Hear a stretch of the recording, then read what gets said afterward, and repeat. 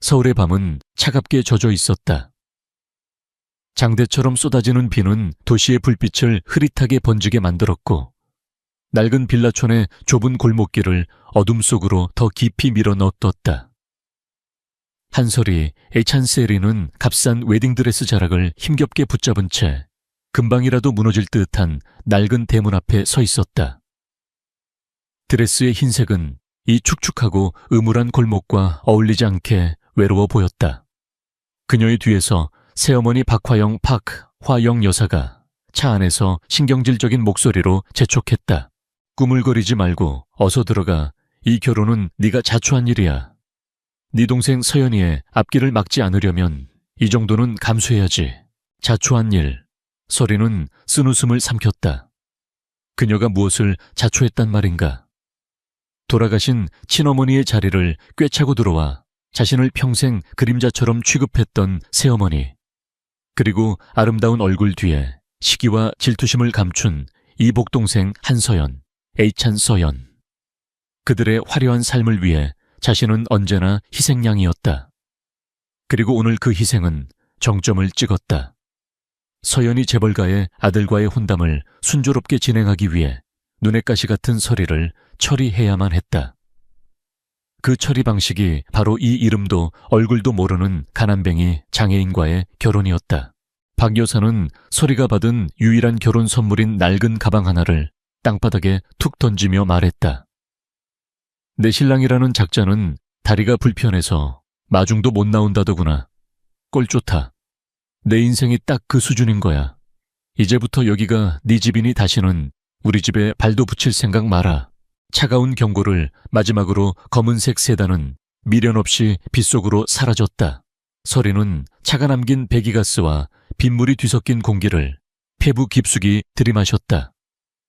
눈물이 차오르려 했지만 지난 10수년간의 서름이 그녀를 단단하게 만들었는지 혹은 모든 것을 포기한 체념 때문인지 눈물은 더 이상 흐르지 않았다. 그녀는 굳게 닫힌 대문을 향해 천천히 손을 뻗었다. 손잡이는 차갑고 녹슬어 있었다. 문을 열자 끼익하고 신경을 긁는 소리가 났다. 안으로 들어서자 퀴퀴한 곰팡이 냄새와 오래된 먼지 냄새가 코를 찔렀다. 작은 마당은 잡초로 무성했고 비에 젖은 채 방치된 살림살이들이 어지럽게 널려 있었다. 집 안에서는 희미한 불빛만이 새어 나오고 있었다. 서리는 심호흡을 한 번 하고 젖은 드레스 자락을 추스르며 현관으로 걸어갔다. 현관문은 반쯤 열려 있었다. 안으로 들어서자 거실 중앙에 휠체어에 앉아있는 한 남자의 뒷모습이 보였다. 그는 창밖을 내다보고 있었는데 그 뒷모습만으로도 깊은 고독과 세상에 대한 냉소가 느껴졌다. 넓은 어깨는 다부져 보였지만 어딘지 모르게 위태로운 분위기를 풍겼다. 서리가 들어서는 소리에도 남자는 돌아보지 않았다. 서리는 입술을 달싹였지만 무슨 말을 해야 할지 알 수 없었다. 안녕하세요. 오늘부터 당신의 아내가 된 사람입니다. 이 얼마나 기괴하고 슬픈 인사인가, 얼마나 시간이 흘렀을까. 정적을 깬 것은 남자였다. 그는 휠체어를 돌려 서리를 마주했다. 낮은 목소리가 거실의 찬 공기를 갈랐다. 워스나. 그의 얼굴을 본 순간 서리는 저도 모르게 숨을 멈췄다. 새어머니가 말했던 볼품없는 장애인과는 거리가 멀었다. 짙은 눈썹, 날카로운 콧날, 굳게 담은 입술은 조각상처럼 완벽한 비율을 이루고 있었다. 하지만 그의 얼굴 반쪽에는 끔찍한 사고의 흔적인 듯한 흉터가 길게 나 있었고 그 아름다운 조각상에 깊은 균열을 만들어내고 있었다. 그리고 그의 눈, 모든 감정이 거세된 듯한 칠흑 같은 어둠만이 존재하는 텅 빈 눈동자. 그는 서리의 머리부터 발끝까지를 무심하게 hure보았다. 그 시선에는 어떤 감정도 담겨 있지 않아 마치 가구라도 보는 듯 했다. 그의 이름은 강지훈이었다. JY그룹에 숨겨진 후계자이자 최연소 회장. 하지만 지금 그의 신분을 아는 이는 아무도 없었다. 몇 달 전 그는 라이벌 기업인 최 회장의 사주를 받은 자들에 의해 의도된 교통사고를 당했다.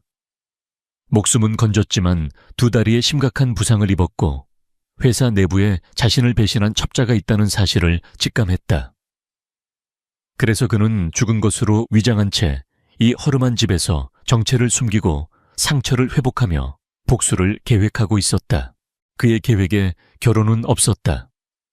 하지만 그를 돌봐주던 유일한 혈육인 고모가 갑자기 병으로 쓰러지면서 그의 일상에는 돌봐줄 사람이 필요해졌다.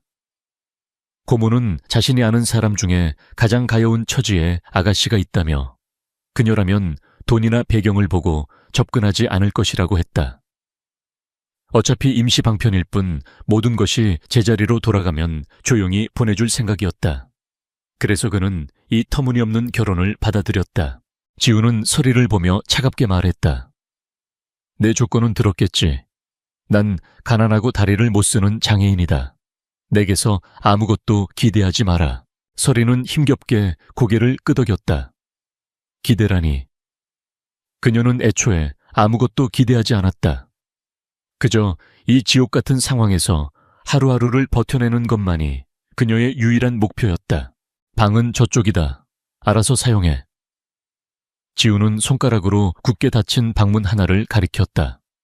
그리고는 더 이상 할 말 없다는 듯 다시 휠체어를 돌려 창밖을 바라보았다. 완벽한 거절이자 무시였다. 서리는 그가 가리킨 방문을 열었다. 방 안은 거실보다 더 심했다. 먼지가 두껍게 쌓인 낡은 가구 몇 개가 전부였고 창문은 거미줄로 뒤덮여 있었다. 이곳이 앞으로 자신이 살아가야 할 공간이었다. 서리는 들고 온 가방을 바닥에 내려놓았다. 가방이 바닥에 닿으며 쿵 하는 소리를 냈고 그 소리가 그녀의 심장이 추락하는 소리처럼 들렸다. 옷을 갈아입을 기력도 없이 서리는 침대인지 소파인지 분간이 안 되는 낡은 가구에 몸을 던졌다. 축축한 드레스가 몸에 감겨왔지만 그녀는 아무것도 느낄 수 없었다. 눈을 감자 새어머니와 서연이의 비웃는 얼굴이 떠올랐다.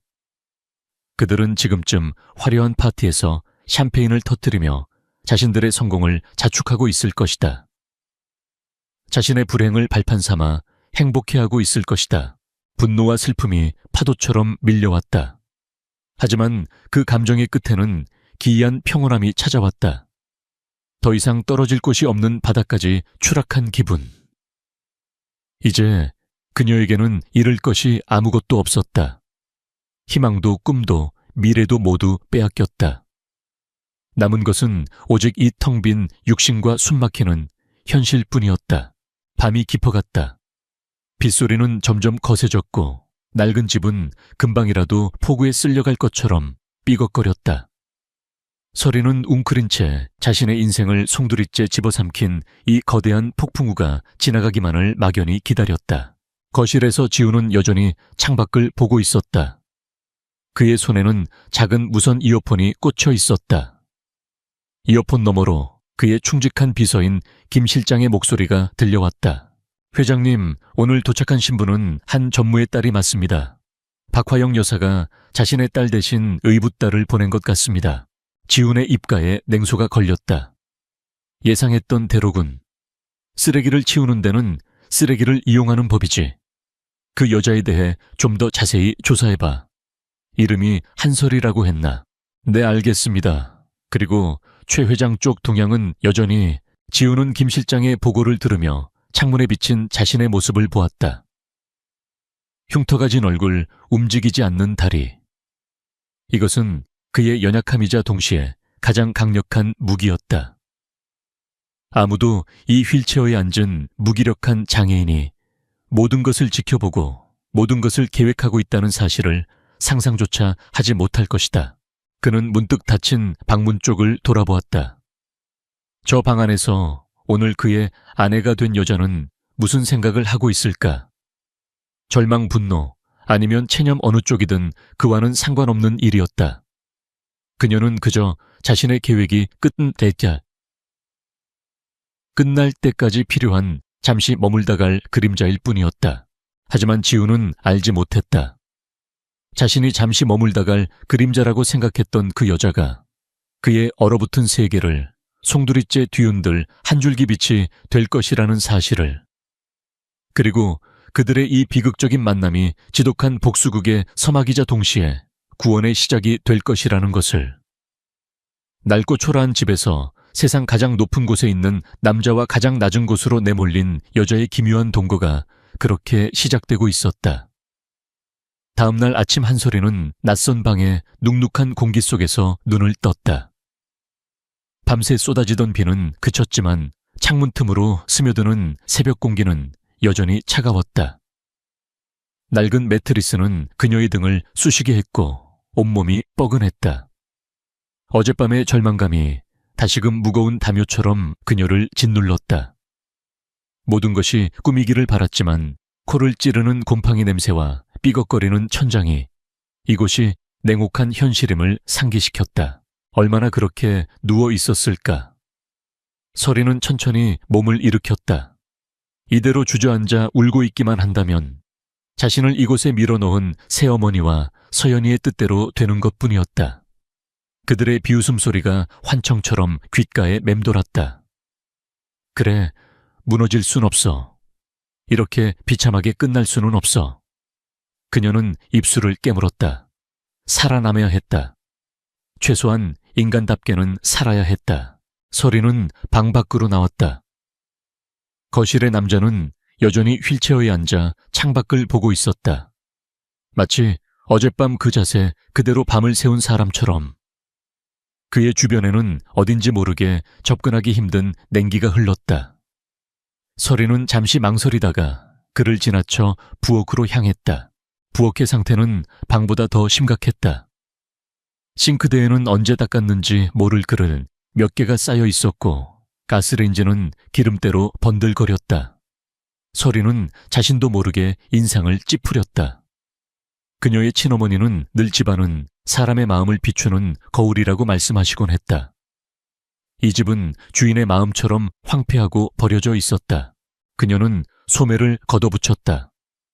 어디서부터 손을 대야 할지 막막했지만 일단은 눈앞에 보이는 것부터 시작하기로 했다. 고무장갑도 제대로 된 세제도 없었다.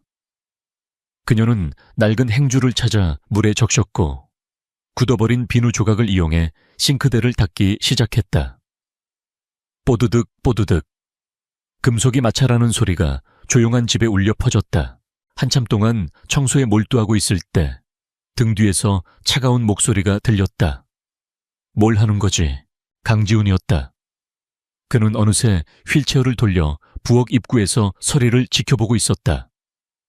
그의 무감정한 눈동자는 그녀의 행동을 이해할 수 없다는 듯 의문으로 가득 차 있었다. 서리는 하던 일을 멈추고 그를 돌아보았다. 청소하고 있어요. 누가 시켰나? 아니요. 서리는 담담하게 대답했다. 그냥 사람이 사는 곳은 깨끗해야 하니까요. 사람이 사는 곳. 지우는 그 말을 속으로 되뇌었다. 사고 이후 그는 스스로를 살아있는 사람이라고 생각하지 않았다. 그는 복수만을 위해 숨쉬는 유령이었다. 이 집은 유령의 성에 불과했다.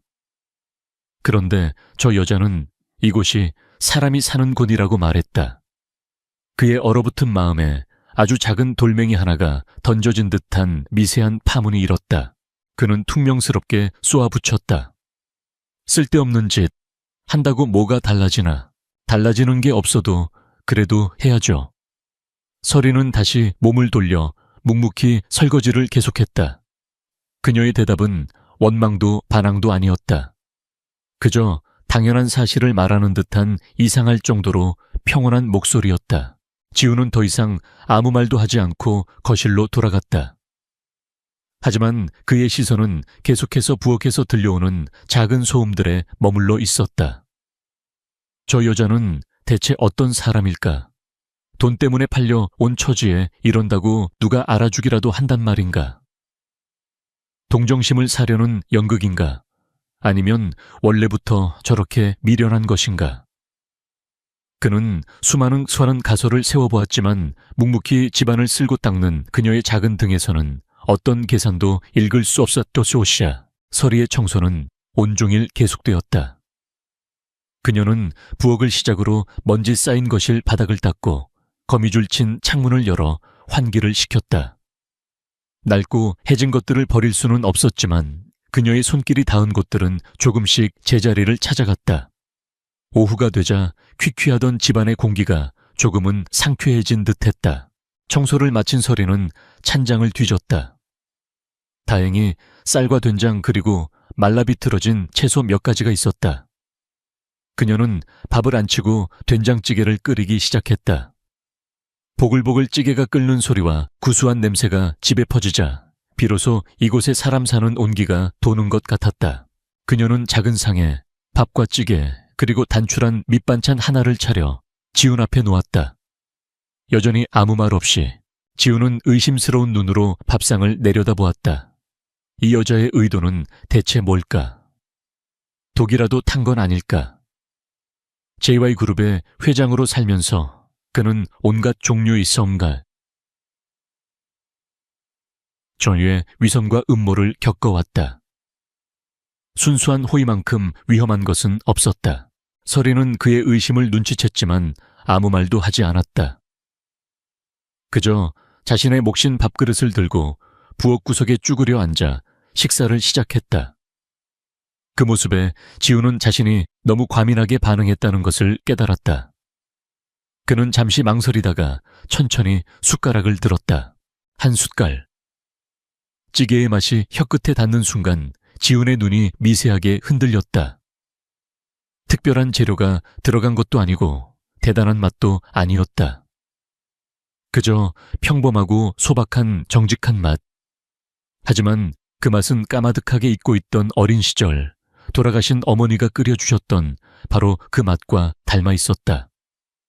부와 권력을 손에 쥔 이후로 그는 세상에서 가장 비싸고 화려한 음식들만 먹어왔다. 하지만 그 어떤 음식도 지금 이 보잘것없는 된장찌개 한 그릇이 주는 위안을 주지는 못했다. 그는 말없이 밥그릇을 비웠다. 서리는 조용히 다가와 상을 물렸다. 두 사람 사이에는 여전히 아무런 대화도 오가지 않았다. 하지만 무겁고 차갑기만 하던 집안의 공기는 따뜻한 밥 한 끼로 인해 아주 조금은 부드러워져 있었다. 그날 밤 서리는 쉽게 잠들지 못했다. 깨끗해진 방은 어제보다 훨씬 아늑했지만 그녀의 마음은 여전히 복잡했다. 그때 거실 쪽에서 아주 작은 목소리가 들려왔다. 호기심에 그녀는 조심스럽게 방문을 열고 틈새로 밖을 내다보았다. 강지훈이 구석에서 무선 이어폰을 낀 채 누군가와 통화를 하고 있었다. 그의 목소리는 낮고 비밀스러웠지만 서리의 귀에는 몇몇 단어들이 날카롭게 박혔다. 고개쇼 그쇼. 회장 쪽에서 계속 미행이 붙고 있습니다. 더 조심해야 합니다. 내부 첩자는 아직인가 주가 조작에 가담한 증거부터 확실히 잡아. 자금 세탁 루트는 박화영 그 여자를 통해 확인해봐. 한 전문은 그저 꼭두각시일 뿐이야. 서리는 숨을 죽였다. 최 회장 내부 첩자 주가 조작. 그리고 박화영 새어머니의 이름이 왜 저 사람의 입에서 나오는 거지? 한 전무라면 분명 자신의 아버지를 말하는 것이었다. 그녀가 들은 단어들은 이 허름한 집의 가난한 장애인과는 전혀 어울리지 않는 것들이었다. 마치 다른 세상의 이야기처럼. 서리는 혼란스러웠다.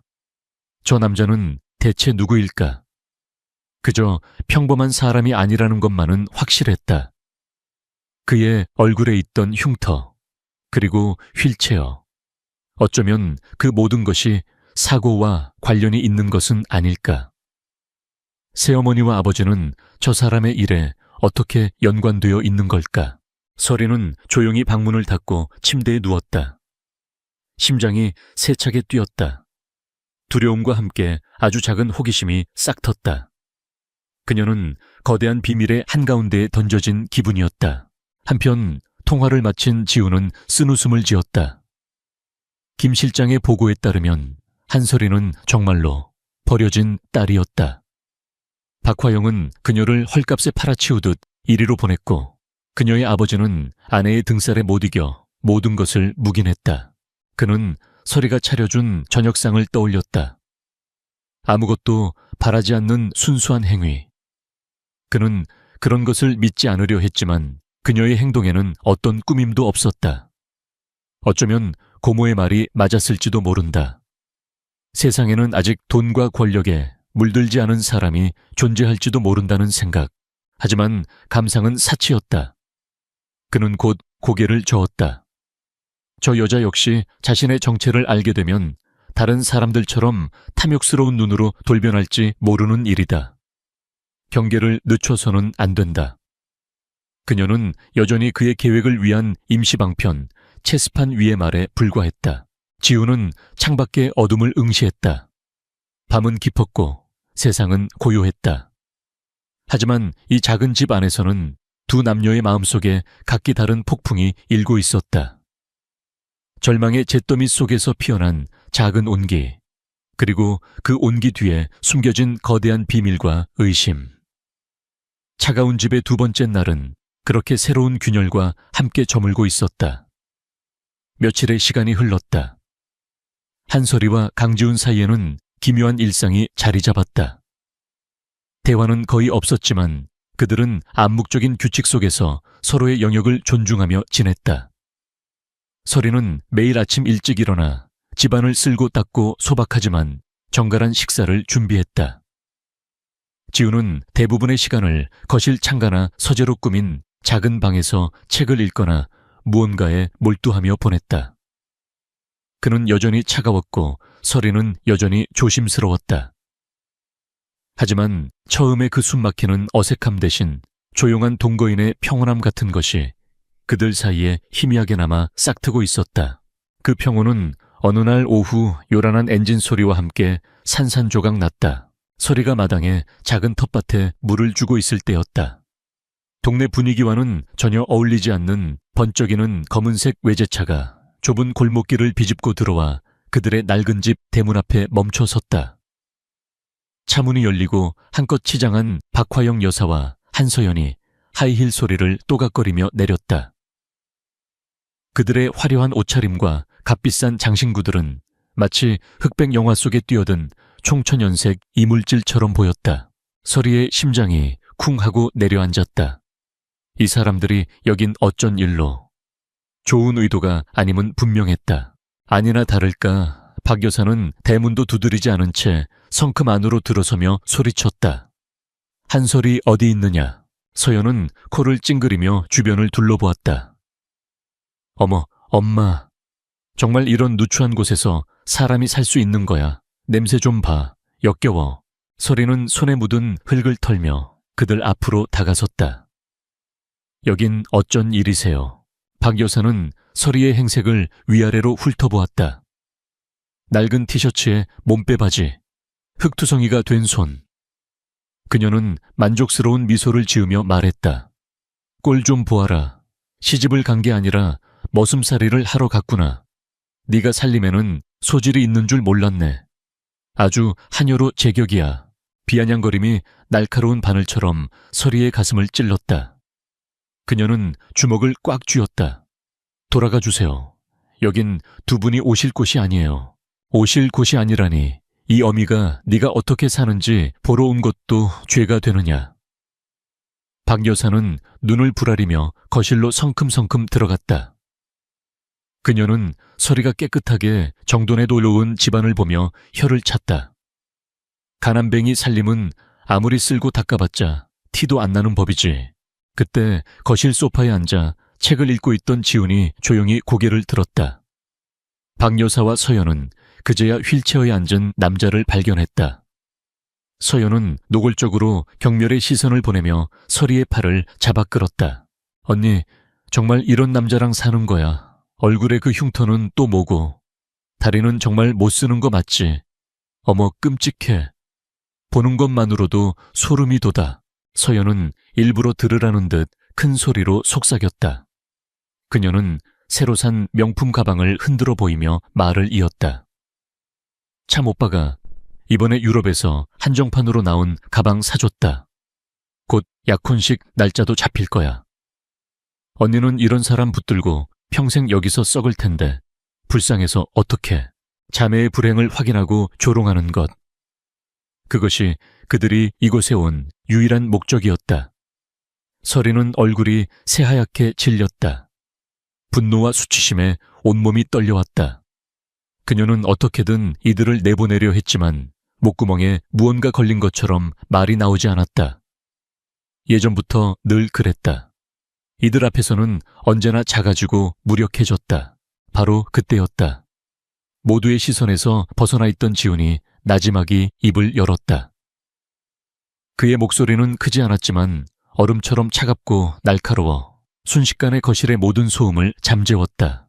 보잘것없는 것일수록 겉을 화려하게 치장하는 법이지요. 모두의 시선이 그에게로 향했다. 그는 박 여사와 서연을 번갈아 쳐다보며 말을 이었다. 그의 눈빛은 더 이상 텅 비어 있지 않았다. 그 안에는 서늘한 지성과 상대를 꿰뚫어 보는 듯한 예리함이 번뜩이고 있었다. 속이 비었으니까 순간 박 여사의 얼굴이 굳어졌다. 서연은 믿을 수 없다는 듯 되물었다. 뭐라고요? 지금 우리한테 한 말이에요. 지우는 서연의 화려한 가방으로 시선을 옮겼다. 한 전무님 사업이 요즘 어렵다고 들었는데 따님 사치품 사줄 돈은 있나 봅니다. 아니면 곧 사돈이 될 집안에서 미리 당겨 쓰시는 건가요? 성급하시군요. 그 말은 정확히 박 여사의 아픈 곳을 찔렀다. 최근 남편의 회사는 자금난에 시달리고 있었고 그녀는 사돈 될 집안의 투자를 받기 위해 전전긍긍하는 중이었다. 이 사실을 이 비렁뱅이 같은 사내가 어떻게 알고 있단 말인가. 박 여사는 당황한 기색을 감추지 못했다. 내놈이 뭘 안다고 함부로 짓걸려. 제가 뭘 아는지는 중요하지 않겠지요. 지우는 책을 탁 소리나게 덮었다. 중요한 것은 남의 집에 허락도 없이 들어와 주인 행세를 하는 무례함과 자신의 결핍을, 타인의 불행을 조롱하며 채우려는 천박함입니다. 이제 그만 나가주시죠. 이 집의 공기가 오염되고 있으니. 그의 말투는 정중했지만 그 안에 담긴 경멸은 칼날보다 더 날카롭게 박 여사와 서연의 자존심을 베었다. 그들은 한 번도 겪어보지 못한 종류의 방역에 말문이 막혔다. 저 남자는 그저 돈 없고 힘없는 장애인이 아니었던가. 어떻게 저런 눈빛과 말투를 가질 수 있단 말인가. 서연이 분을 이기지 못해 소리치려던 순간 박 여사가 그녀의 팔을 잡아챘다. 노련한 악인인 그녀는 직감적으로 깨달았다. 저 남자는 보통 내기가 아니다. 더 이상 엮여서 좋을 게 없다. 우리가 더러워서 피한다. 서리 넌 이 집에서 평생 썩어봐라. 박 여사는 악에 바친 소리를 지르며 서연을 끌고 황급히 집을 나섰다. 잠시 후 자동차는 왔을 때처럼 요란한 소리를 내며 사라졌다. 집안에는 다시 정적이 찾아왔다. 하지만 이전의 정적과는 다른 종류의 침묵이었다. 서리는 멍하니 지훈을 바라보았다. 지난 수십 년간 단 한 번도 자신을 위해 나서준 사람은 없었다. 모두가 그녀를 비난하거나 방관하거나 외면했다. 그런데 오늘 이 남자가 그녀의 편에 서서 그녀를 지켜주었다. 가슴 깊은 곳에서 뜨거운 무언가가 울컥하고 솟구쳤다. 서리는 떨리는 목소리로 겨우 입을 열었다. 고맙습니다. 지우는 그녀를 잠시 바라보다가 그저 무심하게 고개를 까딱하고는 다시 책을 펼쳤다. 하지만 그의 시선은 더 이상 글자를 따라가지 못했다. 그는 새하얗게 질린 채 떨고 있던 서리의 모습을 떠올렸다. 그녀의 눈에 서려 있던 깊은 슬픔과 무력감. 그것은 사고 이후 휠체어에 앉아 아무것도 할 수 없었던 자신의 모습과 겹쳐 보였다. 분노가 치밀었다. 인간의 탈을 쓴 짐승 같은 저들에게 한설이라는 여자를 던져준 세상에 대한 분노였다. 그는 조용히 자리에서 일어나 자신의 방으로 휠체어를 몰았다. 그리고는 곧바로 김 실장에게 전화를 걸었다. 그의 목소리는 이전과는 비교할 수 없을 정도로 차갑고 단호했다. 나다. 수화기 너머의 김 실장이 긴장했다. 네, 회장님. 지금부터 내 지시를 똑똑히 들어. 박화영과 한전무, 그리고 그들이 빌붙으려는 최 회장 라인 전부 샅샅이 뒤져. 자금 흐름, 개인적인 약점, 과거 행적 먼지 한 톨까지 남김없이 다 찾아내. 알겠습니다. 그런데 갑자기 어쩐 일이십니까? 지훈의 눈빛이 얼음처럼 빛났다. 구경은 끝났어. 이제 사냥을 시작할 시간이다. 전화를 끊은 지훈은 창밖을 보았다. 마당에서 서리가 다시 텃밭에 물을 주고 있었다. 조금 전에 소란이 거짓말이었던 것처럼 그녀는 묵묵히 자신의 일을 하고 있었다. 그 작은 등이 오늘따라 유난히 위태로워 보였다. 잠시 후 서리가 따뜻한 차 한 잔을 들고 그의 방으로 들어왔다. 드세요. 그녀는 조심스럽게 차를 테이블 위에 놓고는 조용히 나가려 했다. 잠깐, 지훈이 그녀를 불렀다. 서리가 멈춰서서 그를 돌아보았다. 앞으로 저런 사람들이 와도 기죽지 마. 그는 퉁명스럽게 말했지만 그 안에는 분명 다른 무언가가 담겨 있었다. 여긴 내 집이고 당신은 내 사람이니까. 내 사람. 그 한마디가 서리의 마음에 파문처럼 번져나갔다. 계약으로 맺어진 가짜 아내. 언제 끝날지 모르는 임시 동거인. 하지만 그 순간만큼은 그녀는 이 세상에 혼자가 아니라는 기묘한 안도감을 느꼈다. 그녀는 작게 고개를 끄덕이고 방을 나섰다. 그날 밤 두 사람은 처음으로 거실에서 함께 저녁 시간을 보냈다. 여전히 말은 없었지만 더 이상 불편한 침묵이 아니었다. 지우는 복수를 위한 계획을 머릿속으로 다듬었고 서리는 처음으로 이 지옥 같은 현실 속에서 작은 희망의 불씨를 발견했다. 차가운 집을 둘러싸고 있던 거대한 빙벽에 마침내 첫 번째 균열이 생기고 있었다. 박화영과 한서연이 다녀간 후 집안의 공기는 미묘하게 변해 있었다. 강지훈의 차가운 태도는 여전했지만 그 안에 담긴 날카로운 가시가 조금은 무뎌진 듯 했다. 그는 더 이상 한서리를 투명인간 취급하지 않았다. 때로는 그녀가 정성껏 가꾼 텃밭을 물끄러미 바라보기도 했고 그녀가 차려온 밥상 앞에서 짧게나마 신문 속 경제기사에 대한 의견을 묻기도 했다. 서리는 그 변화가 어색하면서도 싫지 않았다. 자신을 내 사람이라고 말해주었던 그의 목소리가 계속 귓가에 맴돌았다. 그를 둘러싼 비밀통화 너머로 들었던 단어들에 대한 궁금증은 커져만 갔지만 그녀는 섣불리 묻지 않고 조용히 그의 곁을 지켰다. 지훈 역시 마찬가지였다. 그는 밤마다 충직한 김 실장에게서 박화영과 최 회장에 대한 보고를 받으며 복수의 칼날을 갈면서도 낮에는 묵묵히 자신의 일상을 살아가는 서리의 모습을 눈으로 쫓았다. 짓밟히고 버려졌음에도 불구하고 그녀는 결코 자신을 포기하지 않았다.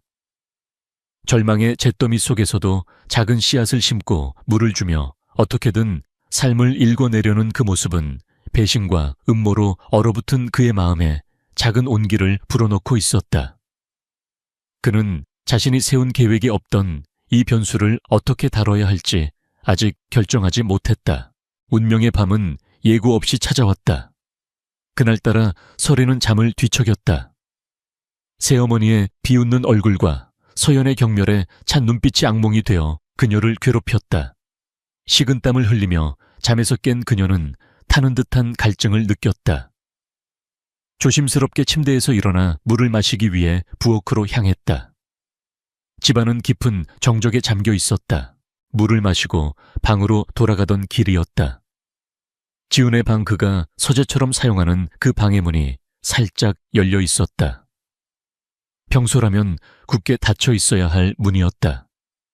안에서는 아주 희미한 신음소리 같은 것이 새어나오고 있었다. 무슨 일이라도 생긴 걸까? 서리는 걱정스러운 마음에 저도 모르게 발걸음을 멈추고 문틈으로 안을 들여다보았다. 그리고 그녀는 숨을 삼켰다. 그녀가 본 것은 불가능한 광경이었다. 방 안에는 강지훈이 서 있었다. 휠체어에만 앉아있던 그가 두 다리로 땅을 딛고 서 있었다. 그는 책상에 한 손을 위태롭게 짚고 있었고 온몸은 식은땀으로 젖어 가늘게 떨리고 있었다. 그의 얼굴은 극심한 고통으로 일그러져 있었지만 그는 이를 악물고 어떻게든 버텨내고 있었다. 방 한구석에 놓인 텅 빈 휠체어가 기괴한 그림자처럼 보였다. 세울 수 있었어. 서리의 머릿속이 하얗게 비었다. 충격에 빠진 그녀는 저도 모르게 뒷걸음질 쳤고 그만 발이 헛디뎌 삐걱하고 마룻바닥 소리를 내고 말았다. 그 순간 지훈의 고개가 획 돌아갔다. 고통과 인내로 가득 차 있던 그의 눈이 문틈에 서 있는 서리를 발견했다. 두 사람의 시선이 허공에서 부딪혔다. 시간마저 멈춘 듯한 절대적인 정적. 그의 비밀이 산산조각 나 부서지는 순간이었다. 지훈의 눈에 스친 것은 당황과 분노였다.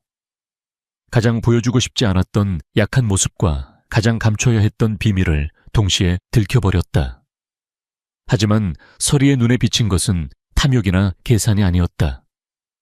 오직 순수한 충격과 혼란, 그리고 겁에 질린 기색뿐이었다. 그는 차갑게 끓어오르던 분노를 억지로 누르고 천천히, 아주 천천히 다시 휠체어에 몸을 실었다. 그것은 상대를 안심시키려는 무언의 신호였다. 그는 턱짓으로 서리에게 들어오라는 신호를 보냈다.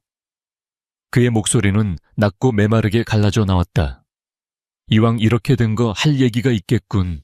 서리는 홀린 듯이 방 안으로 들어섰다. 그녀의 다리가 후들거렸다.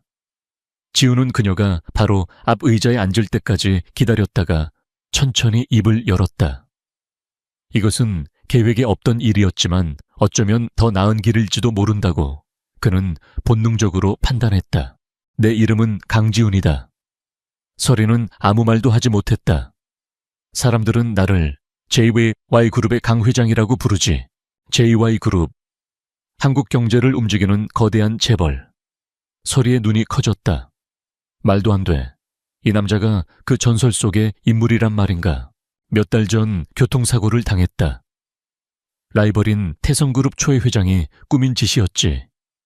목숨은 건졌지만 다리를 다쳤고 회사 내부에 나를 배신한 첩자가 있다는 걸 알게 됐다. 그의 목소리는 담담했지만 그 안에는 깊은 분노와 배신감이 서려 있었다. 그래서 죽은 것으로 위장하고 이곳에 숨어 있었다. 상처를 회복하고 배신자를 색출하고 모든 것을 되돌려 놓을 계획을 세우기 위해서. 그의 고백은 영화 속 이야기처럼 비현실적이었다. 하지만 그가 털어놓는 이야기의 조각들은 서리가 가졌던 모든 의문들을 하나씩 맞춰나갔다. 그의 지적인 말투, 비밀스러운 통화 박화영과 한 전무에 대한 정보까지. 모든 것이 설명되었다. 지우는 마지막 조각을 꺼내놓았다. 당신의 새어머니 박화영이 당신의 이복 동생을 결혼시키려는 상대가 바로 태성그룹 최 회장의 아들이다. 그들은 나를 죽이려 했던 자들과 손을 잡으려 하고 있어. 그 순간 서리는 모든 것을 이해했다. 왜 자신이 이곳으로 보내져야만 했는지, 왜 그들이 그토록 자신의 불행을 확인하고 싶어 했는지. 그녀의 가족은 자신도 모르는 사이에 그녀 남편의 적들과 한편이 되어 있었던 것이다. 압도적인 진실 앞에 서리의 정신이 아득해졌다. 하지만 그 거대한 충격 속에서 가장 먼저 피어오른 감정은 두려움이나 욕심이 아니었다. 그것은 연민과 공감이었다. 그녀는 그의 얼굴에 남은 흉터를 보았다. 배신에 대해 이야기할 때 그의 눈에 스쳤던 깊은 고통을 보았다. 그녀는 그의 외로움과 그가 짊어진 거대한 무게를 느낄 수 있었다. 그녀는 떨리는 목소리로 물었다. 그럼 박 여사님과 최 회장이 손을 잡는다는 건 그래, 내 적과 당신의 적이 같은 놈들이라는 뜻이지. 지우는 그녀의 눈을 똑바로 응시했다. 그는 지금 그녀의 반응을 시험하고 있었다. 그녀가 과연 어떤 선택을 할 것인지. 서리는 잠시 눈을 감았다. 그녀의 머릿속으로 지난 세월의 서름과 멸시, 그리고 오늘 그가 자신을 지켜주었던 순간이 스쳐 지나갔다. 그녀는 더 이상 예전의 무력한 한서리가 아니었다. 그녀는 결심했다. 눈을 뜬 서리의 눈빛은 이전과 달랐다. 그 안에는 더 이상 두려움이 없었다. 대신 단단한 결의가 자리 잡고 있었다. 그녀는 지훈을 똑바로 바라보며 아주 분명한 목소리로 말했다. 제가 뭘 도우면 될까요? 그 한마디가 모든 것을 바꾸었다. 지훈의 심장이 잠시 멈추는 듯 했다. 사고 이후 그에게 접근한 모든 사람들은 그에게서 무언가를 얻으려 하거나 그를 동정하거나 혹은 배신했다. 아무런 조건 없이 돕겠다고 나선 사람은 그녀가 처음이었다. 그는 그녀의 눈에서 진심을 보았다. 그는 자신이 잿더미 속에서 발견한 것이 그저 가여운 피해자가 아니라 단단하게 재련된 보석이었음을 깨달았다. 지훈의 입가에 아주 희미한 거의 보이지 않는 미소가 스쳐 지나갔다. 좋아. 그렇다면 당신은 더 이상 가짜 아내가 아니야. 내 유일한 파트너다. 그 순간부터 두 사람의 관계는 완전히 재정립되었다. 더 이상 보호자나 동거인이 아니었다. 전략가와 동맹 스승과 제자. 지훈은 서리에게 복수 계획의 개요를 설명하기 시작했다. 그는 그녀가 가진 의외의 장점, 즉 박화영과 한 전무에 가장 가까운 곳에 있었던 보이지 않는 사람이라는 점을 이용할 생각이었다. 상대를 이기려면 상대보다 더 많이 알아야 해. 당신은 그들의 가장 약한 고리를 알고 있어. 그는 서리에게 아버지가 운영하는 회사의 재무제표와 관련 기사들을 건넸다. 이걸 읽고 분석해봐. 당신의 눈으로 보이는 이상한 점들을 내게 말해줘. 창밖으로 동이 트고 있었다.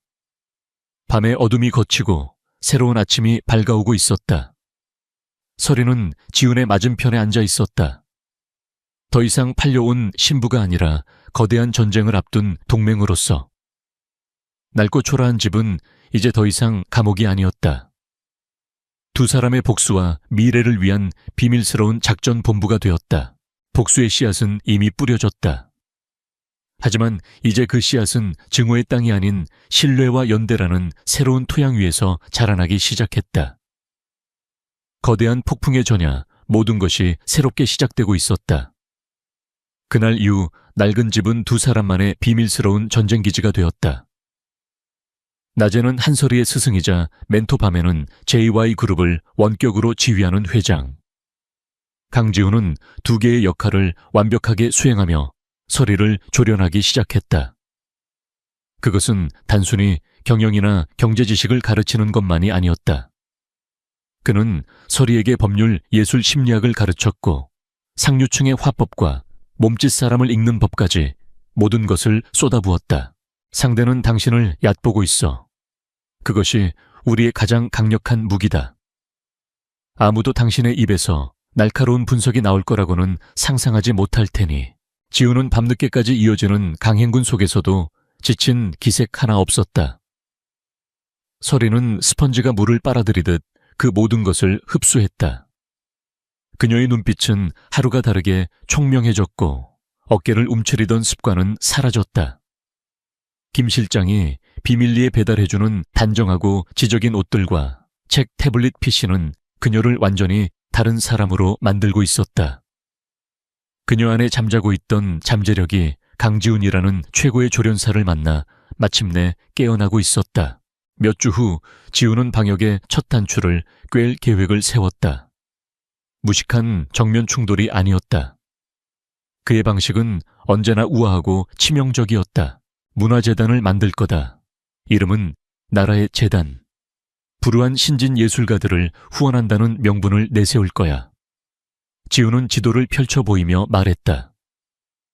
그리고 이 재단의 이름으로 최 회장과 당신의 아버지가 군침을 흘리고 있는 바로 이 땅을 사들일 거다.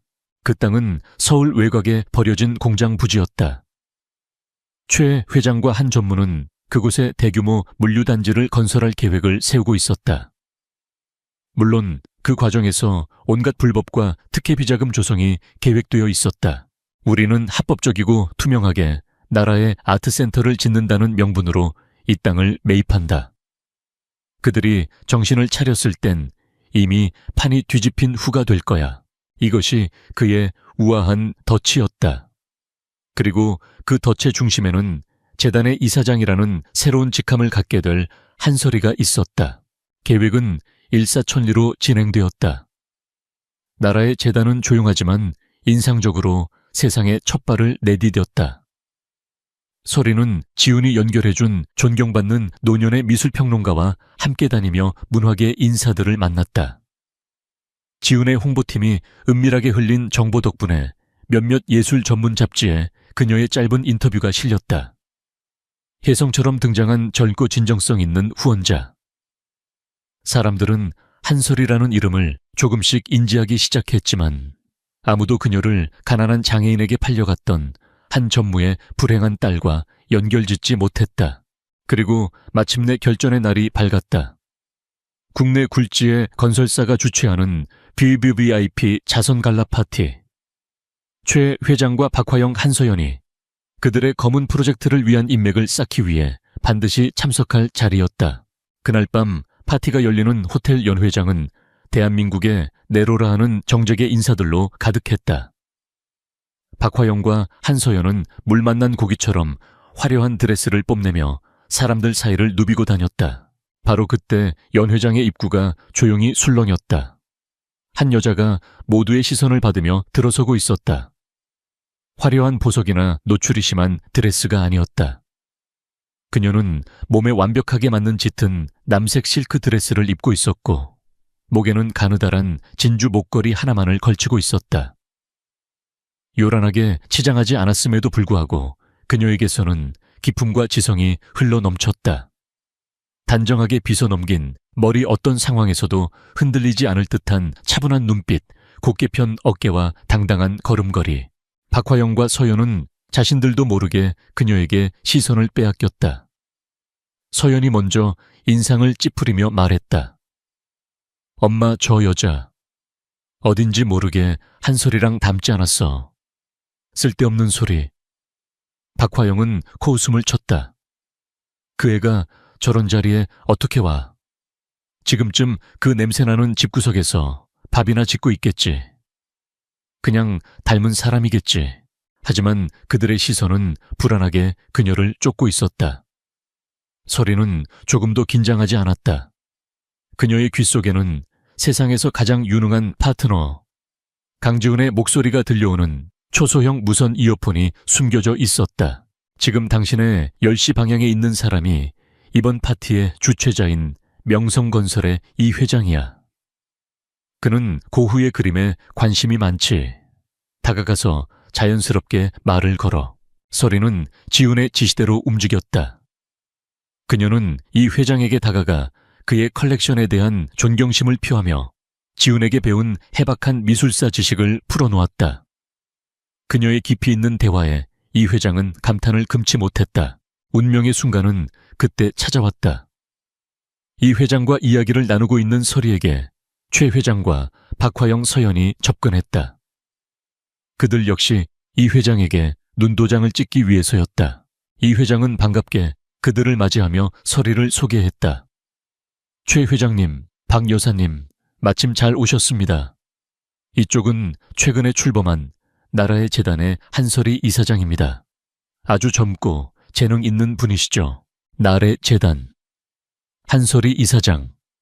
그 단어들이 천둥처럼 박화영과 서연의 귓전을 때렸다. 그들의 얼굴이 새하얗게 질렸다.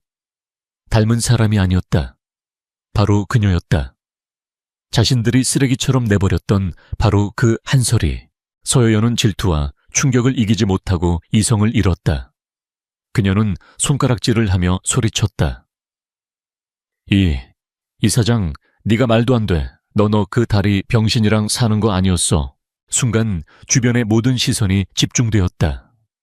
쩌렁쩌렁 울리는 서연의 무례한 목소리에 연 회장의 공기가 싸늘하게 얼어붙었다.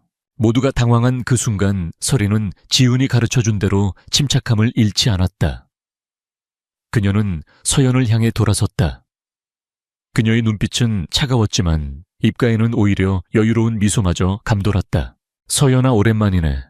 공적인 자리에서는 예의를 지켜주렴. 그녀의 목소리는 나지막했지만 그 안에 담긴 권위는 서연을 압도했다. 그리고 내 남편에 대해 함부로 말하지 마. 너 같은 사람이 함부로 입에 올릴 수 있는 분이 아니시니까. 그녀의 침착하고 위험 있는 태도는 고함을 지르는 서연을 순식간에 철없고 교양 없는 사람으로 만들어버렸다.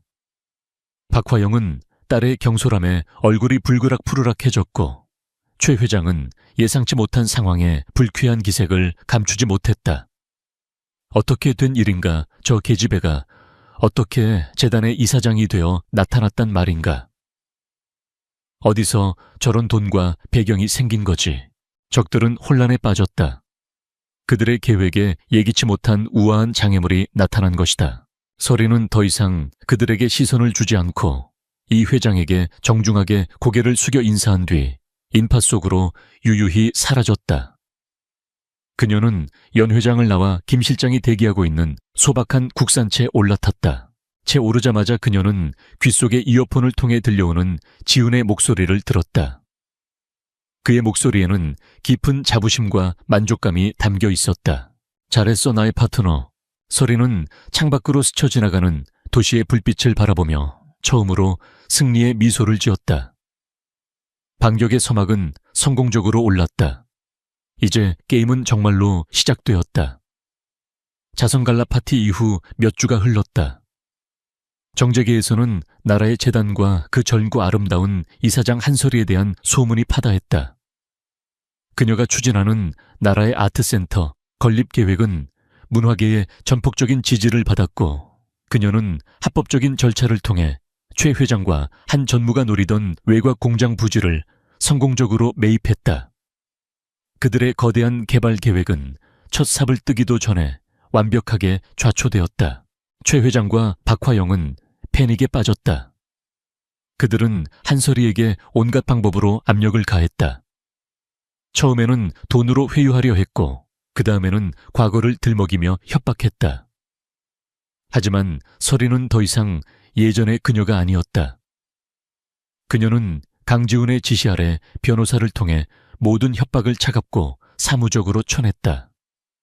그들의 조급함은 그들을 더욱 비참하게 만들 뿐이었다.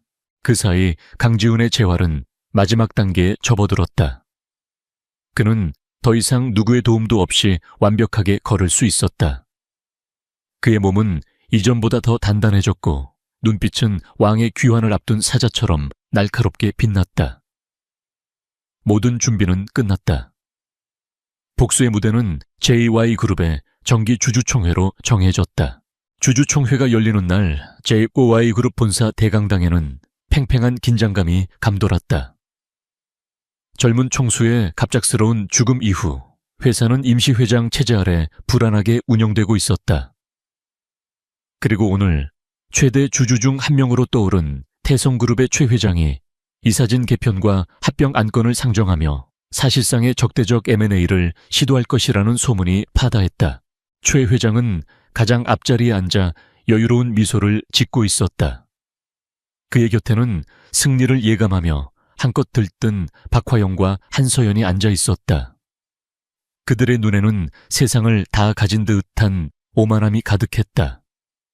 박화영은 혹시나 한설이가 나타나지 않을까 두리번거렸지만 그녀의 모습은 어디에도 보이지 않았다. 꼴 좋다. 이제 와서 뭘 어쩌겠어. 그녀는 속으로 비웃었다. 임시회장이 단상에 올라 지루한 연설을 시작했다. 최 회장은 만족스러운 듯 턱을 쓰다듬었다. 모든 것이 그의 계획대로 흘러가고 있었다. 바로 그 순간이었다. 쾅 하는 소리와 함께 강당의 육중한 문이 양쪽으로 활짝 열렸다. 장내의 모든 소음이 거짓말처럼 멎었다. 수백 명의 시선이 일제히 문으로 향했다. 두 사람의 그림자가 강당 안으로 들어섰다. 앞장선 사람은 한설이었다. 그녀는 이전보다 더 차분하고 우아한 모습으로 조금의 흔들림도 없이 앞을 향해 걸었다. 그리고 그녀의 옆에서 나란히 힘차고 당당한 걸음으로 걷고 있는 남자. 완벽하게 재단된 슈트를 입은 남자. 흉터 하나 없이 말끔한 얼굴. 그리고 휠체어 따위는 존재하지 않는 강건한 두 다리. 강지훈이었다. 강당 전체가 거대한 충격에 휩싸였다. 맨 앞자리에 앉아있던 기자들의 카메라 플래시가 미친 듯이 터져 나왔다. 강지훈 회장님, 죽은 게 아니었어. 웅성거림은 순식간에 거대한 함성이 되어 강당을 뒤흔들었다. 최 회장의 얼굴은 종잇장처럼 하얗게 질렸다. 박화영과 한서연은 마치 유령이라도 본 것처럼 눈이 휘둥그레진 채 입을 다물지 못했다. 지우는 그 모든 소란을 뚫고 서리와 함께 단상을 향해 걸어갔다. 그는 임시 회장에게서 자연스럽게 마이크를 건네받았다. 그의 목소리는 차분했지만 강당 전체를 압도하는 절대적인 카리스마가 담겨 있었다. 여러분 오랜만입니다. 잠시 긴 휴가를 다녀왔습니다. 그 한마디에 모든 주주들이 열광했다. 지우는 손을 들어 장내를 조용히 시킨 뒤 뒤쪽에 거대한 스크린을 가리켰다. 오늘 저는 제 휴가가 왜 이토록 길어졌는지에 대한 이유를 설명해드리고자 이 자리에 섰습니다. 스크린이 켜졌다. 첫 번째 영상은 지훈의 차를 덮쳤던 덤프트럭의 블랙박스 영상이었다. 영상 속에는 트럭 운전사가 누군가와 다급하게 통화하는 모습이 담겨 있었다. 그리고 그 통화의 상대방은 바로 최 회장의 신복이었다. 이어지는 자료들은 최 회장과 그 하수인들 간의 자금 거래 내역 통화 녹취록 등 그의 살인교사 혐의를 입증하는 명백한 증거들이었다. 최 회장이 자리에서 벌떡 일어났다. 거짓말이야. 저건 조작된 증거다. 하지만 지우는 멈추지 않았다. 최 회장은 제가 죽었다고 생각한 뒤 JY그룹의 주가를 폭락시켜 헐값의 주식을 사들였습니다. 아주 고전적이고 추악한 방식이지요. 스크린은 다음 화면으로 넘어갔다. 이번에 등장한 것은 박화영과 한 전무의 회사, 그리고 최 회장 간의 비밀스러운 자금 흐름도였다. 그리고 최 회장의 이 더러운 자금은 바로 이곳에 계신 박화영 여사가 실질적으로 운영하는 한 전무의 회사를 통해 세탁되었습니다. 위조된 회계장부 차명 계좌로 오고 간 돈의 흐름. 그리고 결정적으로 박화영이 최 회장에게 JA그룹의 내부 정보를 넘기며 합병에 협조하겠다고 약속하는 내용이 담긴 녹음 파일이 강당에 울려 퍼졌다. 박화영 여사는 자신의 딸을 재벌계 시집 보내는 대가로 남편의 회사와 제 회사를 통째로 팔아넘기려 했습니다. 그리고 그 계획에 방해가 되는 자신의 의붓딸, 제 아내 한서리를 저에게 처리하듯 떠넘겼지요. 지우는 단상 옆에 서 있는 서리를 바라보았다. 하지만 그들은 몰랐을 겁니다. 자신들이 버린 그 카드가 그들의 모든 것을 무너뜨릴 조커가 될 줄은. 모든 진실이 밝혀지자 박화영은 마침내 이성을 잃었다. 그녀는 손가락으로 서리를 가리키며 악을 썼다. 네가 어떻게 우리를 배신해. 이 은혜도 모르는 년. 서연은 자신의 화려한 미래가 연기처럼 사라지는 것을 깨닫고는 아니야, 이건 꿈이야 라고 중얼거리다 결국 정신을 잃고 그 자리에 쓰러졌다. 강당은 아수라장이 되었다. 최 회장은 미친 사람처럼 조작이다를 외쳤고 박화영은 경호원들에게 끌려나가면서까지 서리에게 저주를 퍼부었다. 그때였다. 강당 뒷문이 다시 열리고 김 실장의 안내를 받은 검사와 수사관들이 들이닥쳤다. 그들은 혼란의 중심에 서 있는 최 회장과 박화영에게 다가가 차가운 목소리로 말했다. 초해진철 씨, 살인교사 및 주가 조작 혐의로 긴급 체포합니다. 박화영 씨 배임 및 횡령 자금 세탁 혐의로 체포합니다. 은색 수갑이 그들의 손에 채워지는 순간 길고 길었던 악몽의 막이 내렸다. 오만했던 자들의 제국은 한순간에 무너져 내렸다. 악인들이 끌려나간 강당에서 주주들은 자신들의 왕으로 돌아온 지훈에게 아낌없는 박수와 환호를 보냈다. 지훈은 단상 위에서 굳건히 서서 그 모든 것을 받아냈다. 그의 권위는 완벽하게 회복되었다. 소란스러운 강당 한가운데서 그는 조용히 서 있는 서리를 바라보았다. 두 사람의 시선이 마주쳤다. 말은 필요 없었다. 그것은 함께 이겨낸 승리의 확인이었고 지켜낸 약속이었으며 앞으로 함께 만들어갈 미래에 대한 예고였다. 오만했던 자들의 커튼은 내렸다. 이제 그들의 무대 위로 새로운 시대의 여명이 밝아오고 있었다. 시간이 흘러 모든 것이 제자리를 찾았다. 주주총회에 그 떠들썩했던 하루가 지나고 세상은 새로운 질서에 빠르게 적응했다. 최 회장과 박화영은 수년에 걸친 그들의 악행에 대한 대가를 톡톡히 치렀다. 법의 심판대 위에서 그들은 긴 시간 동안 사회와 격리되는 판결을 받았고 그들의 이름은 재계의 가장 추악한 스캔들로 기록되었다. 한때는 세상을 다 가진 듯 오만했던 그들은 이제 차가운 감옥 안에서 자신들의 탐욕이 불러온 결과를 곱씹으며 남은 생을 보내게 될 터였다. 한서연은 모든 것을 잃었다. 재벌가와의 약혼은 당연히 파기되었고 가문은 몰락했다. 충격으로 쓰러졌던 그녀는 한동안 병원 신세를 져야 했다. 퇴원 후 그녀는 세간의 눈을 피해 조용한 시골 마을로 내려갔다는 소식이 들려왔다. 화려했던 과거는 한낱 꿈처럼 사라졌고 그녀는 비로소 자신의 삶을 스스로 책임져야 하는 현실과 마주하게 되었다. 한솔이의 아버지는 검찰 조사에 성실히 협조한 점이 참작되어 집행유예를 선고받았다. 하지만 회사는 파산했고 평생 쌓아온 명성은 바닥으로 떨어졌다. 그는 모든 것을 정리하고 아내와 딸이 없는 조용한 곳에서 속죄하는 마음으로 살아가기로 했다. 설이는 아버지를 찾아가 용서나 원망의 말 대신 그저 담담히 새로운 삶을 잘 살아내시라는 말만을 전했다. 그것이 그녀가 할 수 있는 마지막 도리였다. 강지훈은 완벽하게 JBY 그룹의 왕좌를 되찾았다. 그는 비리 임원들을 모두 숙청하고 정직하고 능력 있는 인재들을 등용하여 회사를 빠르게 안정시켰다. 그의 과감하고 선명한 리더십 아래 JY그룹은 이전보다 더 투명하고 강력한 기업으로 거듭나고 있었다. 사람들은 그를 역경을 이겨낸 영웅으로 칭송했다. 그리고 한설이. 그녀는 더 이상 회장님의 숨겨진 아내가 아니었다. 그녀가 이끄는 나라에 재단은 진정성 있는 활동으로 문화계에 신선한 바람을 일으켰다. 그녀는 이제 자신의 능력과 이름으로 존경받는 사회의 일원이 되었다. 절망의 구렁텅이에서 팔려왔던 소녀는 이제 수많은 젊은 예술가들에게 희망의 날개를 달아주는 사람이 되어 있었다. 두 사람은 이제 강지훈의 화려한 펜트하우스에서 살았다. 낡고 퀴퀴한 냄새가 나던 그 집과는 모든 것이 달랐다. 하지만 그들의 아침은 언제나 소박했다. 그들은 서울의 정영이 내려다 보이는 거대한 식탁에 마주 앉아 직접 내린 커피와 간단한 빵으로 식사를 했다. 더 이상 스승과 제자가 아닌 동등한 인생의 파트너로서 서로의 하루 일과를 공유하고 고민을 나누고 조언을 건넸다. 어느 날 아침 지우는 커피잔을 내려놓고 설이를 진지하게 바라보았다. 한설이 씨. 그가 예전처럼 그녀를 부르자 설이는 의아한 눈으로 그를 보았다. 우리가 처음 만났을 때 우린 계약으로 묶인 사이였지. 그 계약서는 이제 무효야. 모든 상황이 끝났으니까.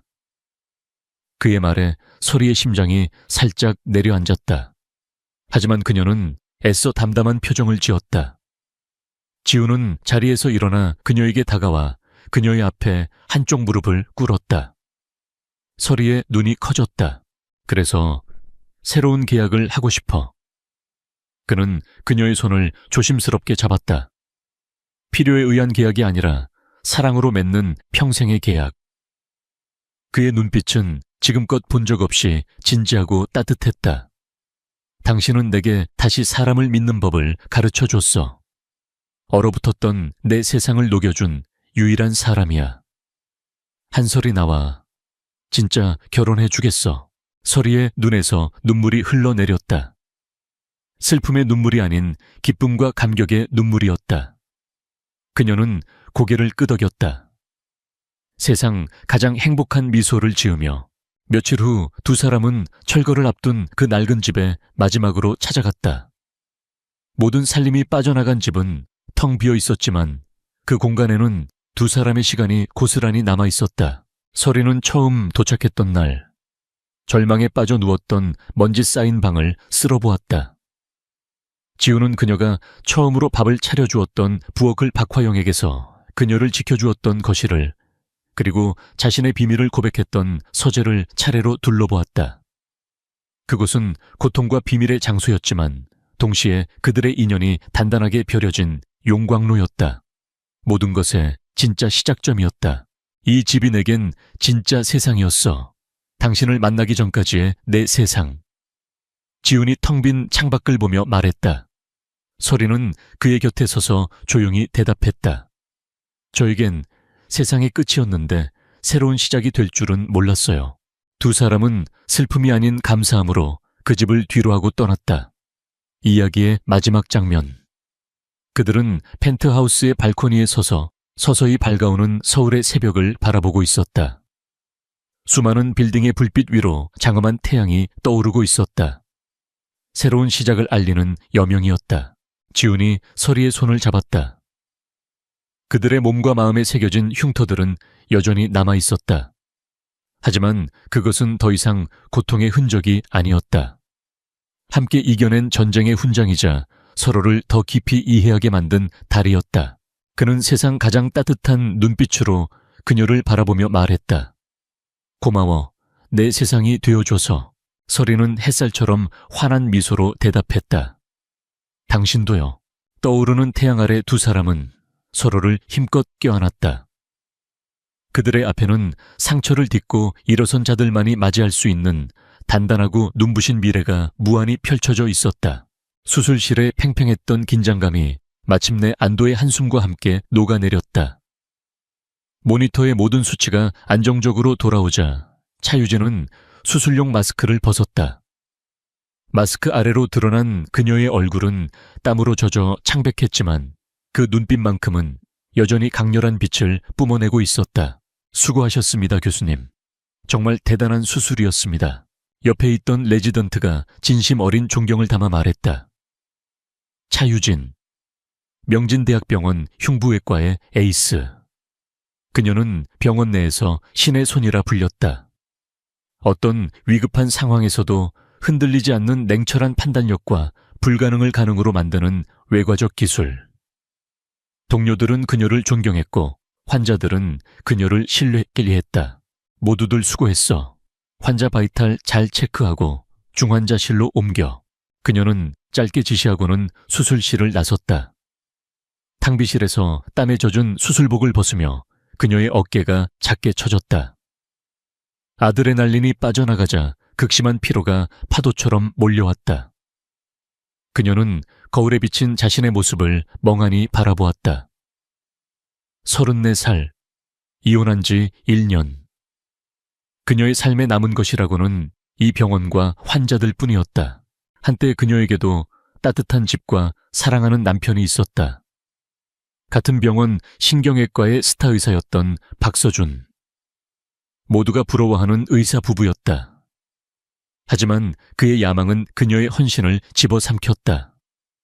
그는 그녀가 자신의 성공에 걸림돌이 된다고 생각했고 결국 두 사람은 남보다 못한 사이가 되어 갈라섰다. 그 후로 차유진은 일에만 미친 듯이 매달렸다. 수술실만이 그녀가 유일하게 살아있음을 느끼는 공간이었다. 자정을 훌쩍 넘긴 시간. 텅 빈 병원 복도를 걷는 그녀의 구두 소리가 유난히 크게 울렸다. 병원의 소독약 냄새, 익숙한 이 고독감. 그녀는 지하 주차장으로 내려가 자신의 낡은 국산차에 시동을 걸었다. 밖에는 예고도 없이 세찬 비가 쏟아지고 있었다. 와이퍼가 쉴 새 없이 움직이며 빗물을 닦아냈지만 흐릿한 도시의 불빛은 어지럽게 번져나갔다. 마치 그녀의 마음속처럼. 그녀는 항상 다니던 지름길로 차를 몰았다. 도심을 가로지르는 공원 옆에 한적하고 구불구불한 길이었다. 이 시간이면 오가는 차도 거의 없어 조용히 생각을 정리하며 운전하기에 좋았다. 그녀가 가파른 커브를 도는 순간이었다. 끼끼. 그녀는 급하게 브레이크를 밟았다. 헤드라이트 불빛 앞으로 처참한 광경이 펼쳐져 있었다. 검은색 고급 세단 한 대가 빗길에 미끄러졌는지 거대한 가로수를 들이받고 형체를 알아볼 수 없을 정도로 찌그러져 있었다. 부서진 엔진에서는 하얀 연기가 피어오르고 있었다. 주변에는 다른 차나 사람은 보이지 않았다. 뺑소니 사고일 가능성이 높았다. 보통 사람이라면 당황해서 119에 신고부터 하고 발을 동동 구르고 있었을 것이다. 하지만 차유진은 달랐다. 그녀의 머릿속은 그 어떤 수술실에서보다도 빠르고 냉철하게 돌아가기 시작했다. 그녀는 즉시 차를 길가에 세우고 늘 채에 구비해두던 응급 의료 키트를 챙겨들었다. 그리고 쏟아지는 비를 뚫고 사고 현장으로 달려갔다. 상황은 최악이었다. 운전석은 완전히 짓눌려 운전자는 이미 숨을 거둔 것으로 보였다. 그녀는 조수석으로 달려갔다. 한 남자가 머리에서 피를 흘리며 의식을 잃고 쓰러져 있었다. 하지만 그녀의 눈에 들어온 것은 그보다 더 위급한 상황이었다. 그의 부자연스러운 자세와 가슴이 거의 움직이지 않는 가쁜 숨. 목에서는 그르렁거리는 소리가 들려왔다. 긴장성, 기흉 텐션, 이누모토락스. 그녀의 머릿속에 진단명이 번개처럼 스쳐 지나갔다. 폐가 손상되어 공기가 흉강으로 새어들어가 심장과 반대쪽 폐를 압박하는 당장 조치하지 않으면 몇 분 안에 사망에 이를 수 있는 치명적인 상태였다. 구급차가 도착할 때까지 기다릴 시간이 없었다. 그녀는 망설이지 않았다. 병원 밖에서, 그것도 이런 악천후 속에서 응급시술을 하는 것은 엄청난 위험이 따르는 일이었다. 하지만 그녀에게는 선택의 여지가 없었다. 그녀는 환자의 생과 살을 가를 결정을 내려야만 했다. 정신 차려요. 제 말 들려요. 그녀는 남자의 어깨를 흔들었지만 그는 미동도 없었다. 그녀는 의료 키트에서 굵은 주사 바늘과 알코올 솜을 꺼냈다. 수술실에서는 강철처럼 단단했던 그녀의 손이 차가운 빗물 때문에 미세하게 떨렸다. 그녀는 남자의 셔츠를 찢어 가슴을 드러냈다. 정확한 위치를 찾아야 했다. 쇄골 아래 두 번째 늑간. 실패는 용납되지 않았다. 그녀는 알코올 솜으로 시술 부위를 빠르게 소독했다. 그리고 깊게 숨을 한번 들이마신 뒤 망설임 없이 주사 바늘을 남자의 가슴에 깊숙이 찔러 넣었다. 비스윅. 그녀의 귀에 흉강 안에 갇혀있던 공기가 빠져나가는 분명한 소리가 들렸다. 기적이 일어났다. 바늘을 꽂은 채 가만히 있자 남자의 가슴이 눈에 띄게 부풀어 오르기 시작했고 그르렁거리던 숨소리가 점차 안정되어 갔다. 그녀가 남자의 상태를 안정시키고 그의 목에 손수건을 감아 지혈하고 있을 때쯤 멀리서 희미하게 사이렌 소리가 들려왔다. 시술을 시작하기 직전 그녀가 이미 신고를 해둔 터였다. 잠시 후 도착한 구급대원들은 눈앞의 광경에 경악했다. 쏟아지는 비를 온몸으로 맞으며 한 여자가 피투성이가 된 남자의 가슴에 꽂힌 주사 바늘을 흔들리지 않게 붙잡고 있었다. 그녀는 구급대원들을 보자마자 환자의 상태와 자신이 시행한 응급처치에 대해 전문적이고 간결하게 보고했다. 긴장성 기흉 환자입니다. 응급으로 니들 감압술 시행했어요. 혈압 계속 떨어지고 있으니 수액 라인 빨리 잡고 병원으로 이송하면서 삽관 준비해야 합니다. 구급대원들은 그녀의 침착함과 놀라운 실력에 경외감마저 느꼈다. 그녀는 구급대원들이 남자를 구급차에 싣는 모습을 묵묵히 지켜보았다. 온몸은 비에 젖어 춥고 긴장이 풀리자 온몸에 힘이 빠져나갔지만 마음 한편에서는 설명할 수 없는 깊은 사명감이 차올랐다. 그녀는 경찰에게 자신의 이름과 연락처를 남기면서도 자신의 역할을 애써 축소했다. 어떤 의사라도 그렇게 했을 겁니다. 구급차가 붉고 푸른 경광등을 번쩍이며 밤의 어둠 속으로 사라졌다. 그녀는 빗속에 홀로 남겨졌다. 그녀는 자신이 방금 누구의 목숨을 구했는지, 그리고 그 하룻밤의 우연한 만남이 자신의 인생을 어떻게 송두리째 바꿔놓을지 전혀 알지 못했다. 며칠 후 명진대학병원은 보이지 않는 긴장감에 휩싸였다. 며칠 전 밤 대형 교통사고로 실려온 환자가 대한민국 재계서열 10위 안에 드는 태하태하그룹의 권희준 회장이라는 사실이 알려졌기 때문이다. 병원 VIP 병동 전체는 그의 경호원들에 의해 철통같이 통제되었고 병원장은 매일 아침 그의 상태를 보고하기 위해 직접 병실을 찾았다. 차유진은 그 모든 소란에서 한 발짝 비켜나 있었다. 그녀는 그날 밤의 일을 애써 잊으려 노력했다. 그녀의 일상은 다시 수술과 회진, 그리고 끝없는 논문 작업으로 채워졌다.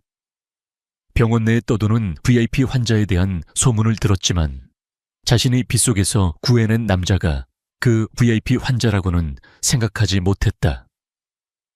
그녀는 병원 내의 정치나 가십에는 전혀 관심이 없었다.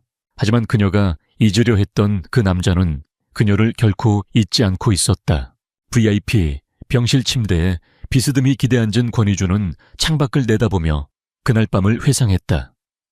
사고 직후에 끔찍한 고통 쏟아지는 비, 그리고 희미해져가는 의식 속에서 자신을 향해 다가오던 한 줄기 빛. 그는 똑똑히 기억했다. 공포나 망설임 없이 자신을 살리기 위해 단호하고 침착하게 움직이던 한 여인의 모습을. 그분을 찾았나? 권희준이 곁에 서 있던 비서 최 실장에게 물었다. 그의 목소리는 아직 완전히 회복되지 않아 조금 잠겨 있었지만 그 안에 힘과 권위는 여전했다. 네, 회장님. 찾았습니다. 최 실장이 공손하게 보고했다. 그분은 바로 이 병원의 흉부외과 소속 차유진 교수입니다. 그리고 한 가지 더 특이사항이 있습니다. 말해보게. 차유진 교수는 이 병원 신경외과 과장인 박서준 교수의 전 부인입니다. 권희준의 눈썹이 살짝 올라갔다. 박서준. 그는 그 이름을 알고 있었다. 몇 번이고 자신에게 잘 보이려 애쓰던 야망에 가득 찬 의사. 그는 자신을 구해준 여의사와 그 야심가 의사 사이에 대조적인 관계에 흥미를 느꼈다. 그녀를 만나고 싶군. 환자로서가 아니라 개인적으로. 조용히 자리를 마련해주게. 최 실장은 즉시 움직였다. 차유진은 신경외과와의 합동 컨퍼런스를 막 끝내고 나오는 길에 최 실장과 마주쳤다. 차유진 교수님, 저희 회장님께서 잠시 뵙고 싶어 하십니다. 유진은 미간을 찌푸렸다. 태아그룹 권희준 회장. 그가 바로 그날 밤의 환자였다니. 그녀는 조금 놀랐지만 이내 귀찮은 감정이 밀려왔다. 부유한 환자들이 감사 인사를 핑계로 의사의 시간을 뺏는 일은 흔했다. 회진 시간이라 바쁩니다. 감사 인사는 마음만 받겠다고 전해 주십시오. 그녀는 단호하게 거절하고 지나치려 했다. 하지만 최 실장은 끈질겼다. 잠깐이면 됩니다. 교수님께서 아니면 안 될 중요한 용무라고 하셨습니다. 그의 간절한 태도에 유진은 마지못해 발걸음을 옮겼다. VIP 병동으로 향하는 내내 그녀의 표정은 굳어 있었다. 병실은 병실이라기보다 최고급 호텔 스위트룸에 가까웠다. 권희준은 실크 파자마 차림으로 소파에 앉아 있었지만 그의 몸에서는 병약한 환자의 기색 대신 압도적인 카리스마가 뿜어져 나오고 있었다. 그는 최 실장을 눈짓으로 내보내고 방에는 두 사람만 남게 되었다. 앉으시죠, 차유진 선생. 유진은 그의 맞은편 소파에 꼿꼿한 자세로 앉았다. 그날 밤 정말 고맙소. 당신이 아니었다면 난 지금 이 자리에 없었을 거요. 그의 목소리에는 가식 없는 진심이 담겨 있었다. 구급대원들에게 들었소. 선생의 응급처치가 없었다면 난 현장에서 즉사했을 거라고. 의사로서 당연히 해야 할 일을 했을 뿐입니다. 회복 중이시라니 다행이군요. 유진의 대답은 지극히 사무적이고 냉담했다. 그녀는 빨리 이 자리를 벗어나고 싶었다. 권희준은 그런 그녀의 모습을 흥미롭게 관찰했다. 그는 자신의 지위와 부를 이용해 무언가를 얻어내려는 수많은 사람들을 만나왔다. 하지만 눈앞의 이 여자는 달랐다. 그녀의 눈에는 탐욕이나 아첨 대신 오직 무관심과 약간의 귀찮음만이 서려 있었다. 그 모습이 오히려 그에 대한 신뢰를 더욱 깊게 만들었다. 잠시 침묵이 흘렀다. 권희준은 곧바로 본론으로 들어갔다. 차 선생, 당신에게 제안할 것이 있소.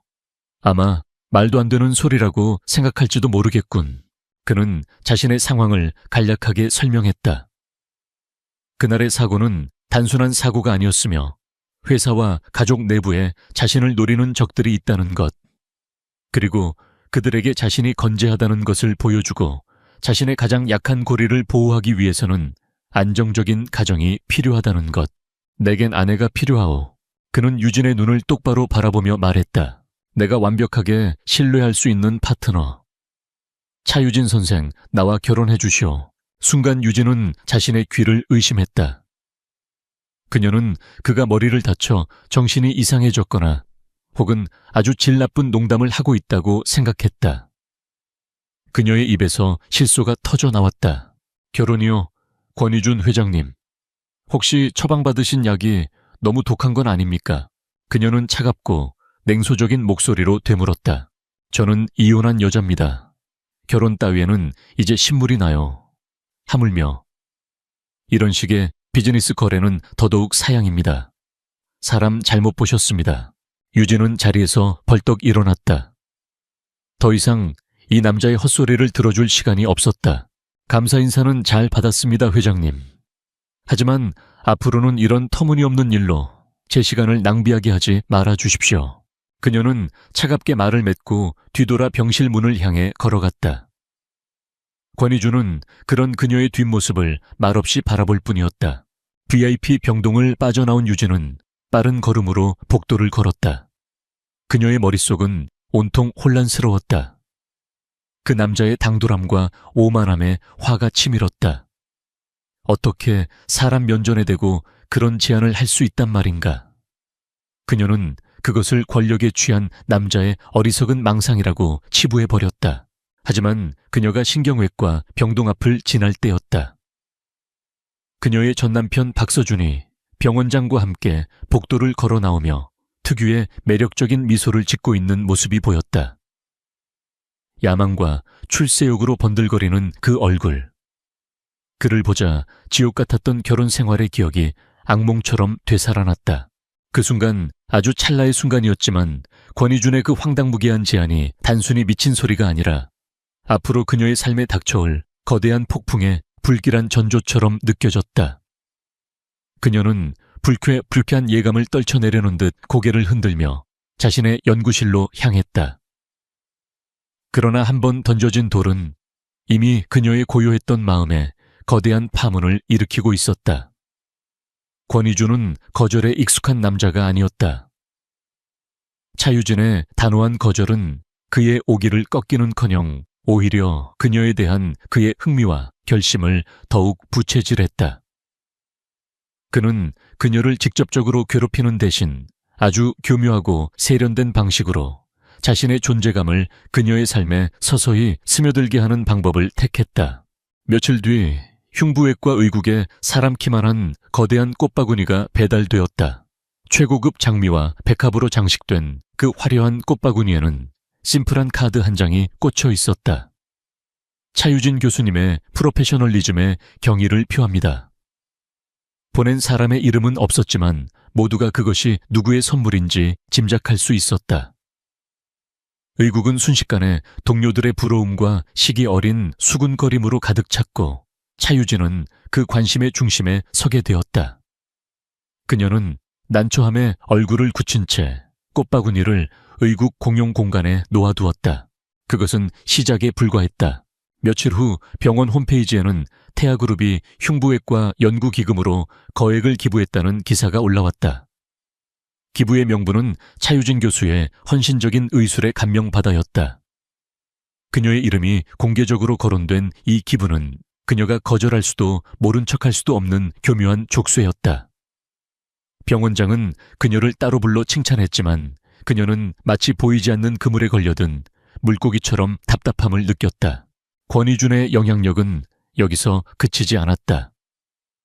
그녀의 수술 스케줄에는 최고의 어시스턴트들이 우선적으로 배정되었고 병원 행정부는 그녀에게 온갖 편의를 제공하려 애썼다.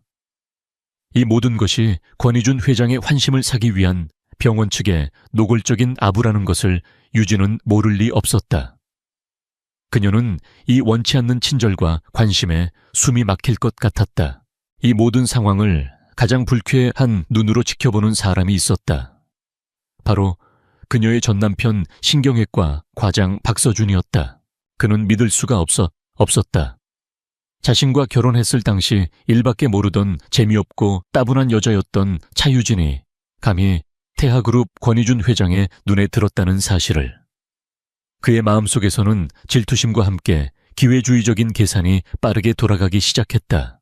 그는 어느 날 저녁 병원 복도에서 유진을 마주치자 기다렸다는 듯이 다가왔다.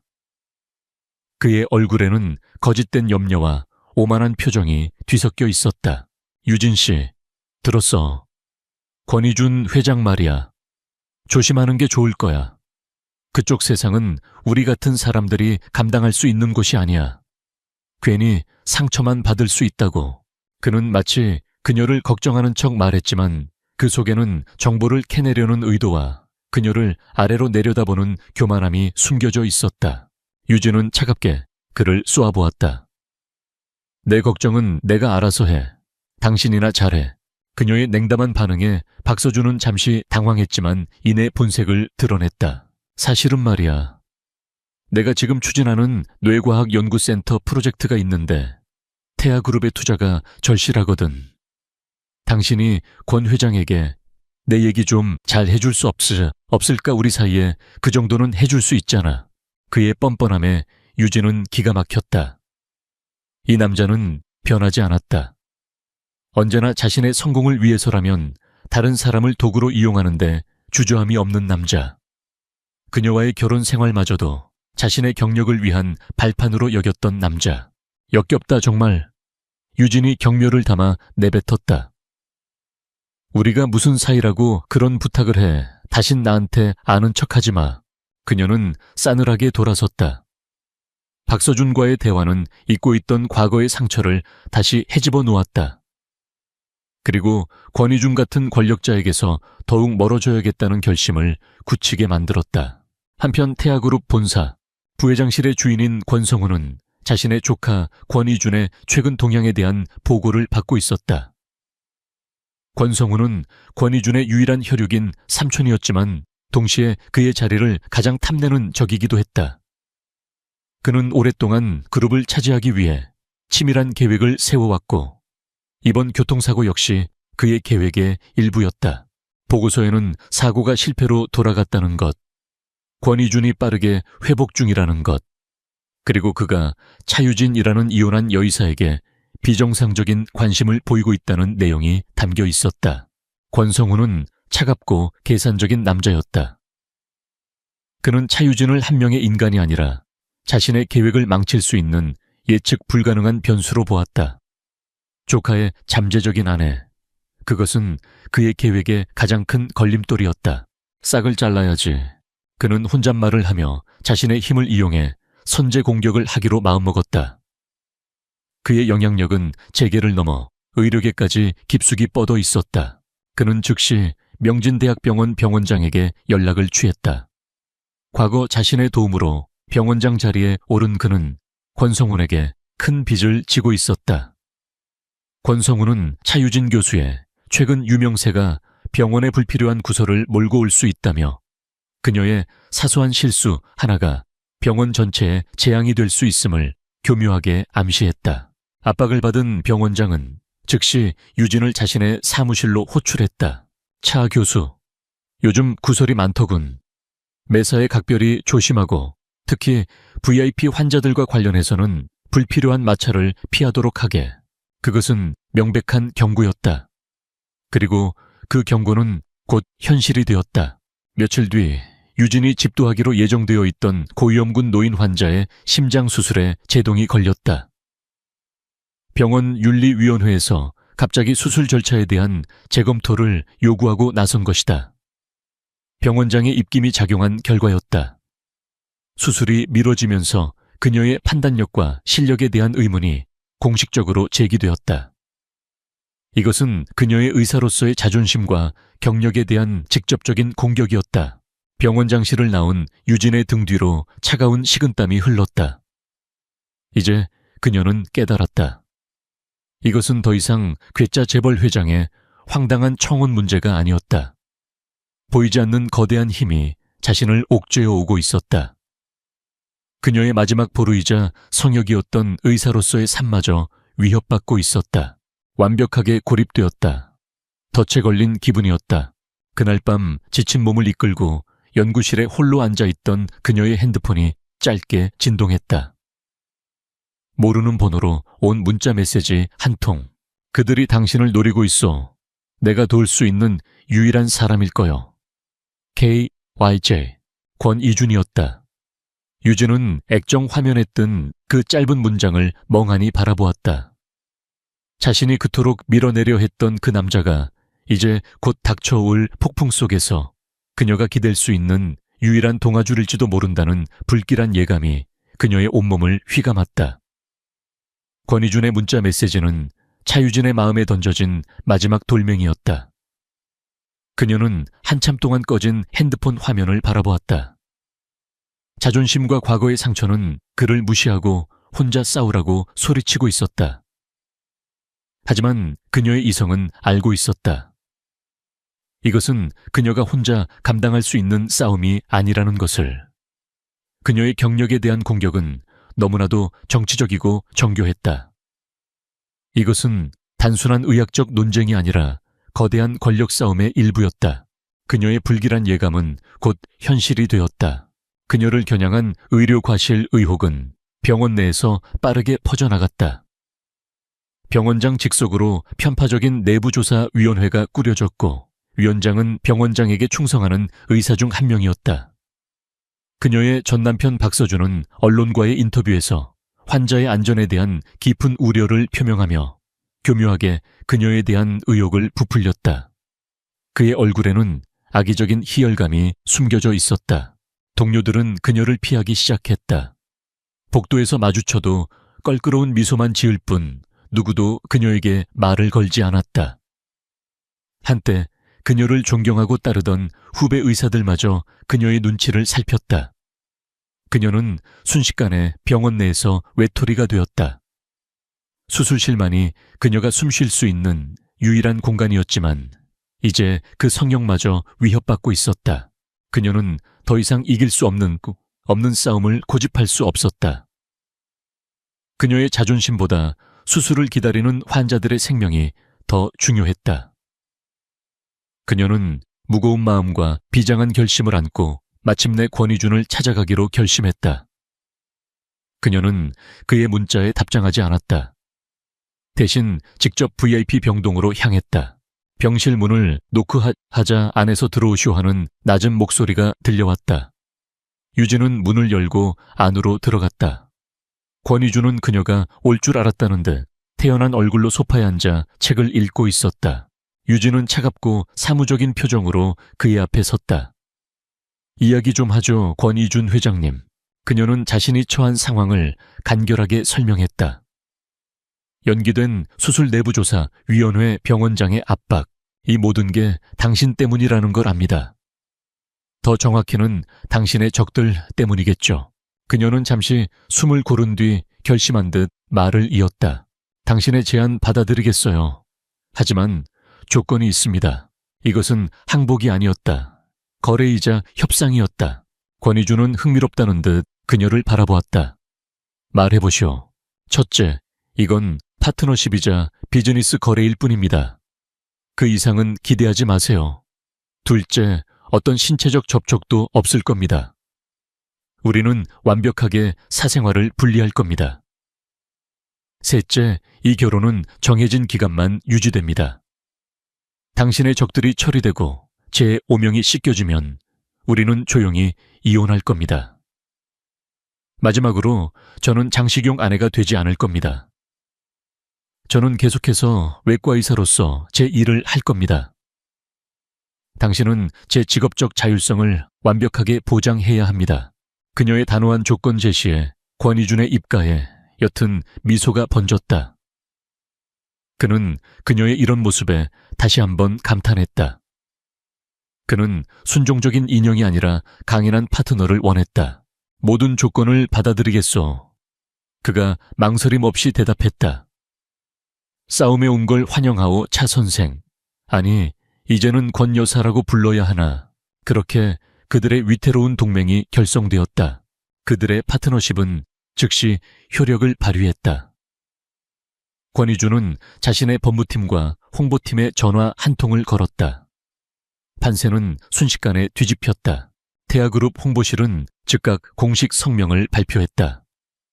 성명서에는 권희준 회장이 자신의 생명의 은인인 차유진 교수의 의술에 무한한 신뢰를 보내며 그녀의 헌신에 깊은 감사를 표한다는 내용이 담겨 있었다.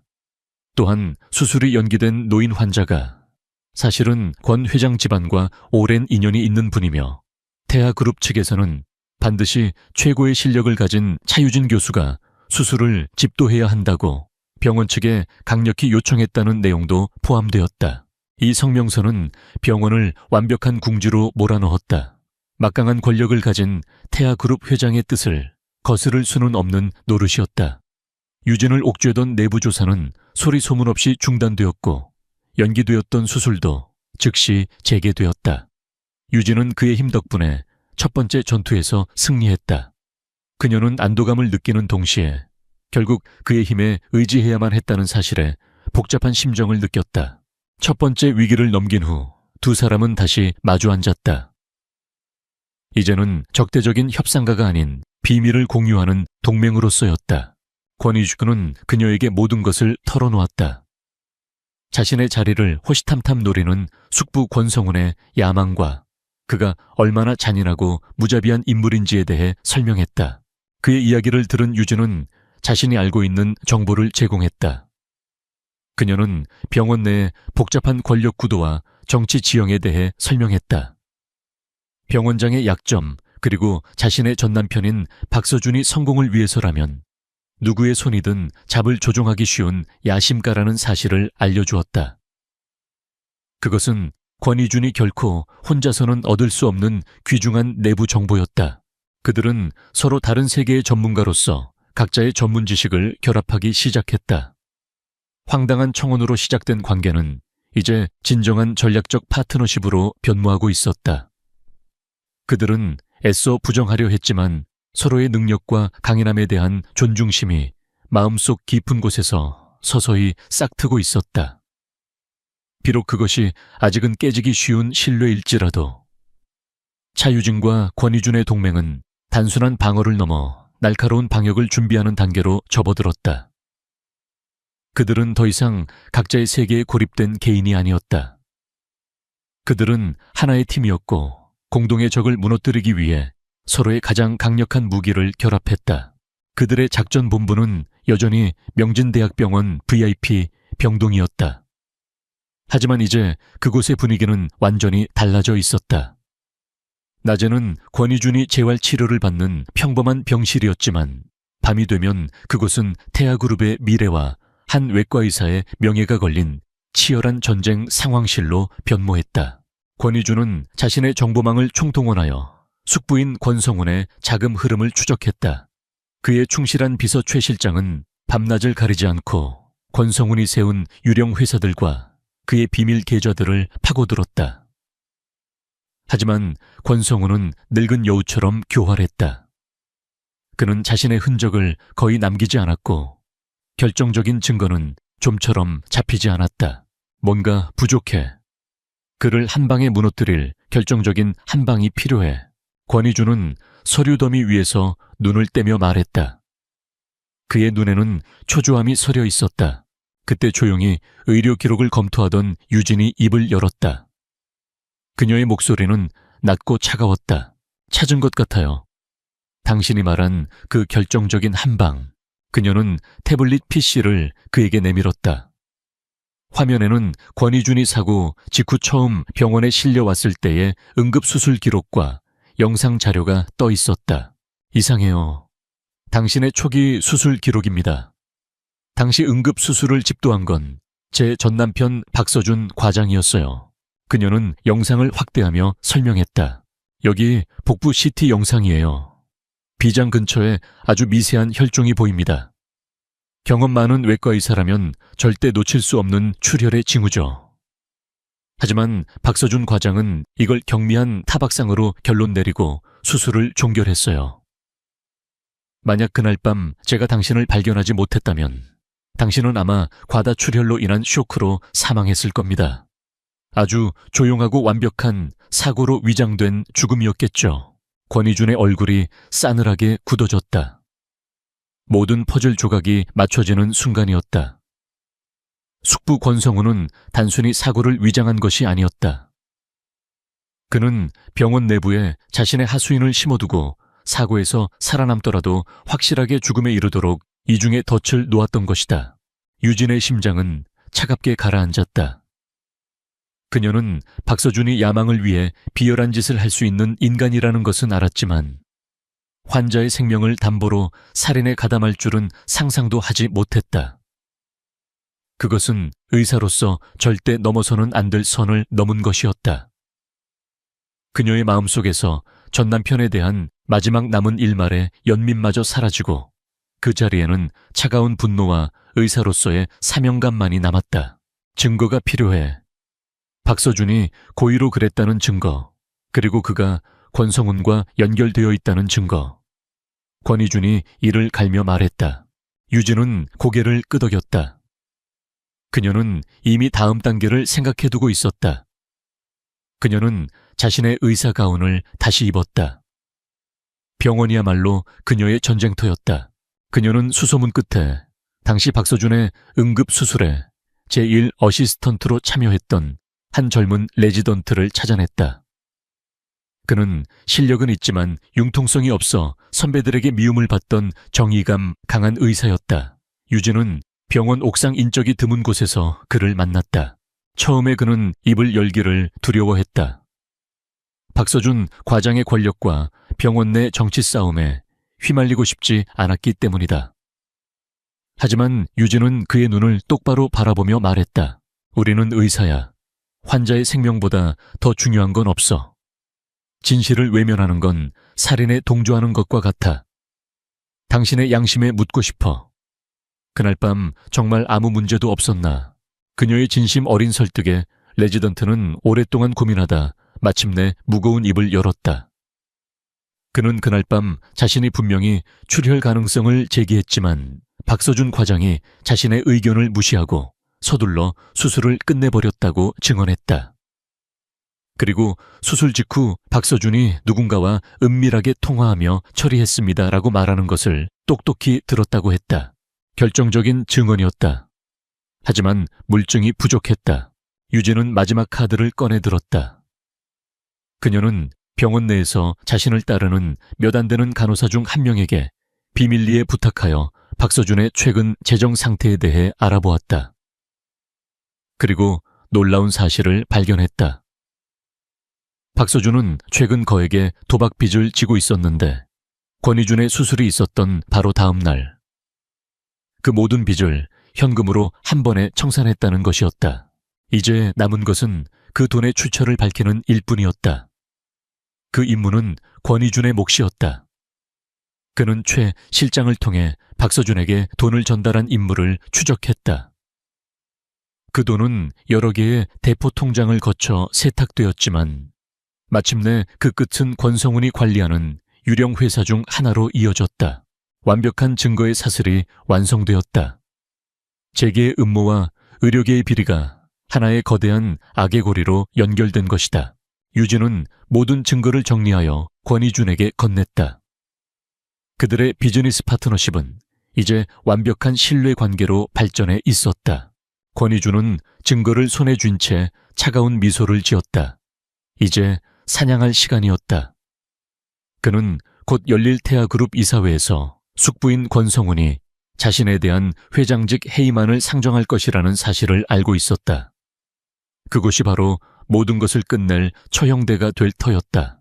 이제 무대는 준비되었어. 권희준이 유진을 바라보며 말했다.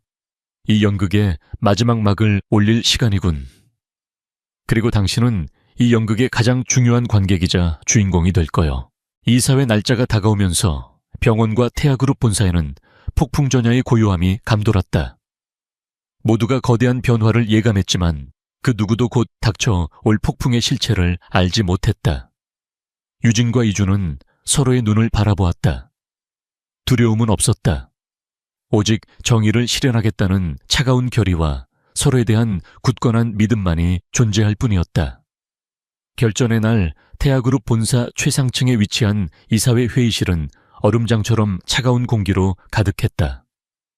이사진들은 굳은 얼굴로 자리를 지키고 있었고 그들의 침묵 속에는 각자의 계산과 불안감이 뒤섞여 있었다. 회의실 상석에 앉은 권성훈 부회장의 얼굴에는 승리를 예감한 자의 오만함과 여유가 넘실거렸다. 그는 모든 준비가 끝났다고 확신했다. 같은 시각 명진대학병원 대강당. 박서준은 수많은 군 기자들 앞에서 자신의 새로운 뇌신경 치료 기술에 대한 기자회견을 열고 있었다. 이것은 권성훈이 그의 충성심에 대한 대가로 안겨준 달콤한 선물이었다. 그는 오늘을 기점으로 대한민국 의료계의 정점에 서게 될 것이라 믿어 의심치 않았다. 이사회 회의가 시작되고 권성훈은 위선적인 표정으로 자리에서 일어났다. 존경하는 이사 여러분, 오늘 저는 아주 무거운 마음으로 이 자리에 섰습니다. 그는 조카인 권희준의 건강 상태에 대한 깊은 우려를 표하며 그가 최근 겪은 사고로 인해 정상적인 경영 판단을 하기 어려운 상태라고 주장했다. 그는 심지어 권희준이 의료과실 의혹이 있는 여의사에게 비정상적으로 집착하고 있다며 차유진의 존재를 자신의 조카를 몰아낼 명분으로 삼았다. 그룹의 미래를 위해 우리는 결단을 내려야 합니다. 이에 본인은 권희준 회장의 회장직 해임안을 공식적으로 상정하는 바입니다. 그의 말이 끝나자 회의실에는 팽팽한 긴장감이 흘렀다. 그의 편에 서기로 약속한 이사들이 지지 발언을 시작하려는 순간이었다. 꽝! 모두의 예상을 깨고 굳게 닫혀있던 회의실의 문이 활짝 열렸다. 회의실 안의 모든 시선이 문 쪽으로 향했다. 문 앞에는 완벽하게 회복한 모습의 권희준이 서 있었다. 그의 곁에는 차갑고 단단한 표정의 차유진이 함께였다. 그는 더 이상 병약한 환자가 아니었다. 그의 걸음걸이는 사자처럼 당당했고 그의 눈빛은 회의실 전체를 압도했다. 제가 좀 늦었군요, 숙부님. 제 해임안을 논의하는 자리에 당사자가 빠질 수는 없지 않겠습니까? 권희준의 목소리는 낮았지만 그 안에는 강철 같은 힘이 실려 있었다. 권성훈의 얼굴에서 미소가 사라지고 당황한 기색이 역력했다. 권희준은 유진과 함께 성큼성큼 회의실 안으로 걸어들어와 권성훈의 맞은편에 섰다. 숙부님께서 제 건강과 판단력을 심히 걱정하시는 것 같으니 오늘 제가 그 오해를 확실하게 풀어드리지요. 그는 최 실장에게 눈짓했다. 회의실의 대형 스크린에 영상 하나가 재생되었다. 그날 밤 박서준의 수술에 참여했던 젊은 레지던트의 증언 영상이었다. 그는 박서준이 어떻게 자신의 경고를 무시하고 서둘러 수술을 끝냈는지, 그리고 수술 직후 누구와 통화하며 처리했다고 말했는지를 똑똑히 증언했다. 회의실이 술렁이기 시작했다. 권성훈은 말도 안 돼, 저건 조작된 영상이야 라고 소리쳤다. 하지만 권희준의 공격은 여기서 멈추지 않았다. 다음 화면에는 박서준의 도박빚 내역과 그 빚이 권성훈의 유령 회사를 통해 흘러들어온 자금으로 단번에 청산된 금융거래 기록이 떴다. 숙부님, 제 전담 의사에게 거액의 뒷돈을 대주면서까지 제 건강을 챙겨주시다니 정말 감동적이군요. 권희준이 비꼬듯 말했다. 그리고 마침내 마지막 증거가 화면에 나타났다. 그날의 복부 CT 영상이었다. 권희준은 마이크를 유진에게 넘겼다. 유진은 한치의 떨림도 없이 전문가로서의 냉철한 목소리로 영상을 설명하기 시작했다. 여기 비장 근처에 보이는 이 작은 음영이 바로 내부 출혈의 명백한 증거입니다. 당시 환자는 지속적인 혈압 저하와 쇼크 초기 증세를 보이고 있었습니다. 어떤 외과 의사라도 추가적인 탐색을 통해 출혈 부위를 확인했어야 합니다. 이것을 놓쳤다는 것은 의학적으로는 고의적인 살인 행위와 다름없습니다. 그녀의 마지막 말은 회의실의 사형 선고처럼 울려 퍼졌다. 같은 시각 병원 기자회견장. 성공에 도취해 있던 박서준의 귀에 그의 기자회견장에 설치된 대형 스크린을 통해 이사회 현장의 모든 상황이 생중계되기 시작했다. 자신의 범죄가 만천에 드러나는 것을 실시간으로 지켜보게 된 것이다. 그의 얼굴은 하얗게 질렸고 손에 들고 있던 마이크를 바닥에 떨어뜨렸다. 기자들의 카메라 플래시가 그를 향해 무자비하게 터져 나왔다. 이사회 회의실.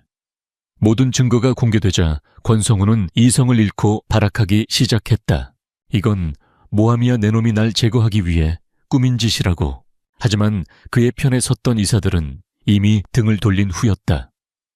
바로 그때 회의실 뒷문으로 경찰들이 들이닥쳤다.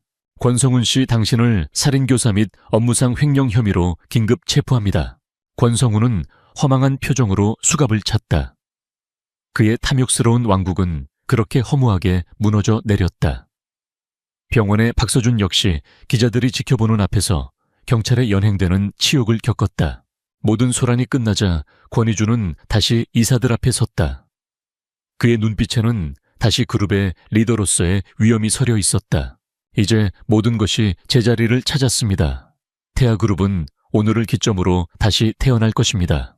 그의 선언에 이사들은 약속이라도 한 듯 자리에서 일어나 기립박수를 보냈다. 왕의 완벽한 승리였다. 그 모든 환호와 박수 속에서 권희준의 시선은 오직 유진에게로 향했다. 그녀는 조용히 그의 곁에 서 있었다. 두 사람의 시선이 마주쳤다. 그들의 눈빛 속에는 수많은 감정이 오갔다. 함께 역경을 헤쳐온 동지애, 서로의 능력에 대한 깊은 존중, 그리고 그 모든 것을 뛰어넘는 따뜻한 신뢰. 그들의 계약으로 시작된 동맹은 가장 화려하고 통쾌한 승리로 그 첫 번째 막을 내렸다. 태아그룹 이사회에서 벌어진 극적인 사건 이후 한 달의 시간이 흘렀다. 대한민국을 떠들썩하게 했던 폭풍은 점차 잦아들었다. 권성훈과 박서준은 법의 엄정한 심판을 기다리는 신세가 되었고, 권희준 회장의 리더십 아래 태아그룹은 빠르게 안정을 되찾았다. 명진대학병원 역시 대대적인 개혁을 통해 신뢰를 회복했으며, 차유진 교수의 이름은 의사로서의 윤리와 명예를 지켜낸 영웅의 상징처럼 여겨졌다. 모든 것이 제자리를 찾았다. 그리고 그것은 차유진과 권희준의 계약 관계가 끝났음을 의미했다. 그들의 계약 조건은 모두 충족되었다. 이제 그들은 조용히 이혼하고 각자의 삶으로 돌아가면 되는 것이었다. 하지만 두 사람 사이에는 새로운 종류의 어색하고 조용한 긴장감이 감돌았다. 한때 작전본부이자 병실이었던 권희준의 저택은 이제 고요하고 평화로운 집이 되어 있었다. 두 사람은 저녁 식사 자리에서 말없이 서로를 마주보고 있었다. 음식은 최고급이었지만 두 사람은 음식 맛을 거의 느끼지 못했다. 계약의 종료일이 다가오고 있음을 두 사람 모두 알고 있었지만 누구도 먼저 그 말을 꺼내지 않았다. 침묵을 깬 것은 권희준이었다. 유진 씨, 그가 그녀의 이름을 다정하게 불렀다. 더 이상 차 선생이 아니었다. 그는 자신의 서재에서 작은 서류 봉투 하나를 가져와 그녀 앞에 놓았다. 봉투 안에는 이혼 서류가 들어있었다. 그의 서명란에는 이미 권희준이라는 이름이 단정하게 적혀 있었다. 약속은 지켜야지. 당신은 이제 자유요. 이 서류에 서명만 하면 우리는 법적으로 아무 관계도 아니게 둬. 그의 행동은 약속을 지키려는 신사적인 태도였지만 동시에 그녀의 마음을 떠보는 시험대이기도 했다. 그는 그녀를 가두는 대신 그녀에게 완전한 선택권을 주었다. 유진은 자신의 이름이 비어있는 서명란을 말없이 내려다보았다. 이 종이 한 장이면 그녀는 다시 혼자가 될 수 있었다. 누구에게도 얽매이지 않는 자유로운 삶. 그것은 그녀가 이혼 후 그토록 원했던 것이었다. 하지만 권희준의 목소리가 그녀의 생각을 파고들었다. 만약 당신이 이 서류에 서명한다면 그건 내 인생 최대의 후회가 될 거요. 그는 자리에서 일어나 그녀에게 다가가 그녀의 앞에 한쪽 무릎을 꿇었다. 대한민국 재계의 제왕이 한 여인 앞에서 무릎을 꿇은 것이다. 나는 당신과 함께 싸우면서 진정한 파트너가 무엇인지 깨달았소.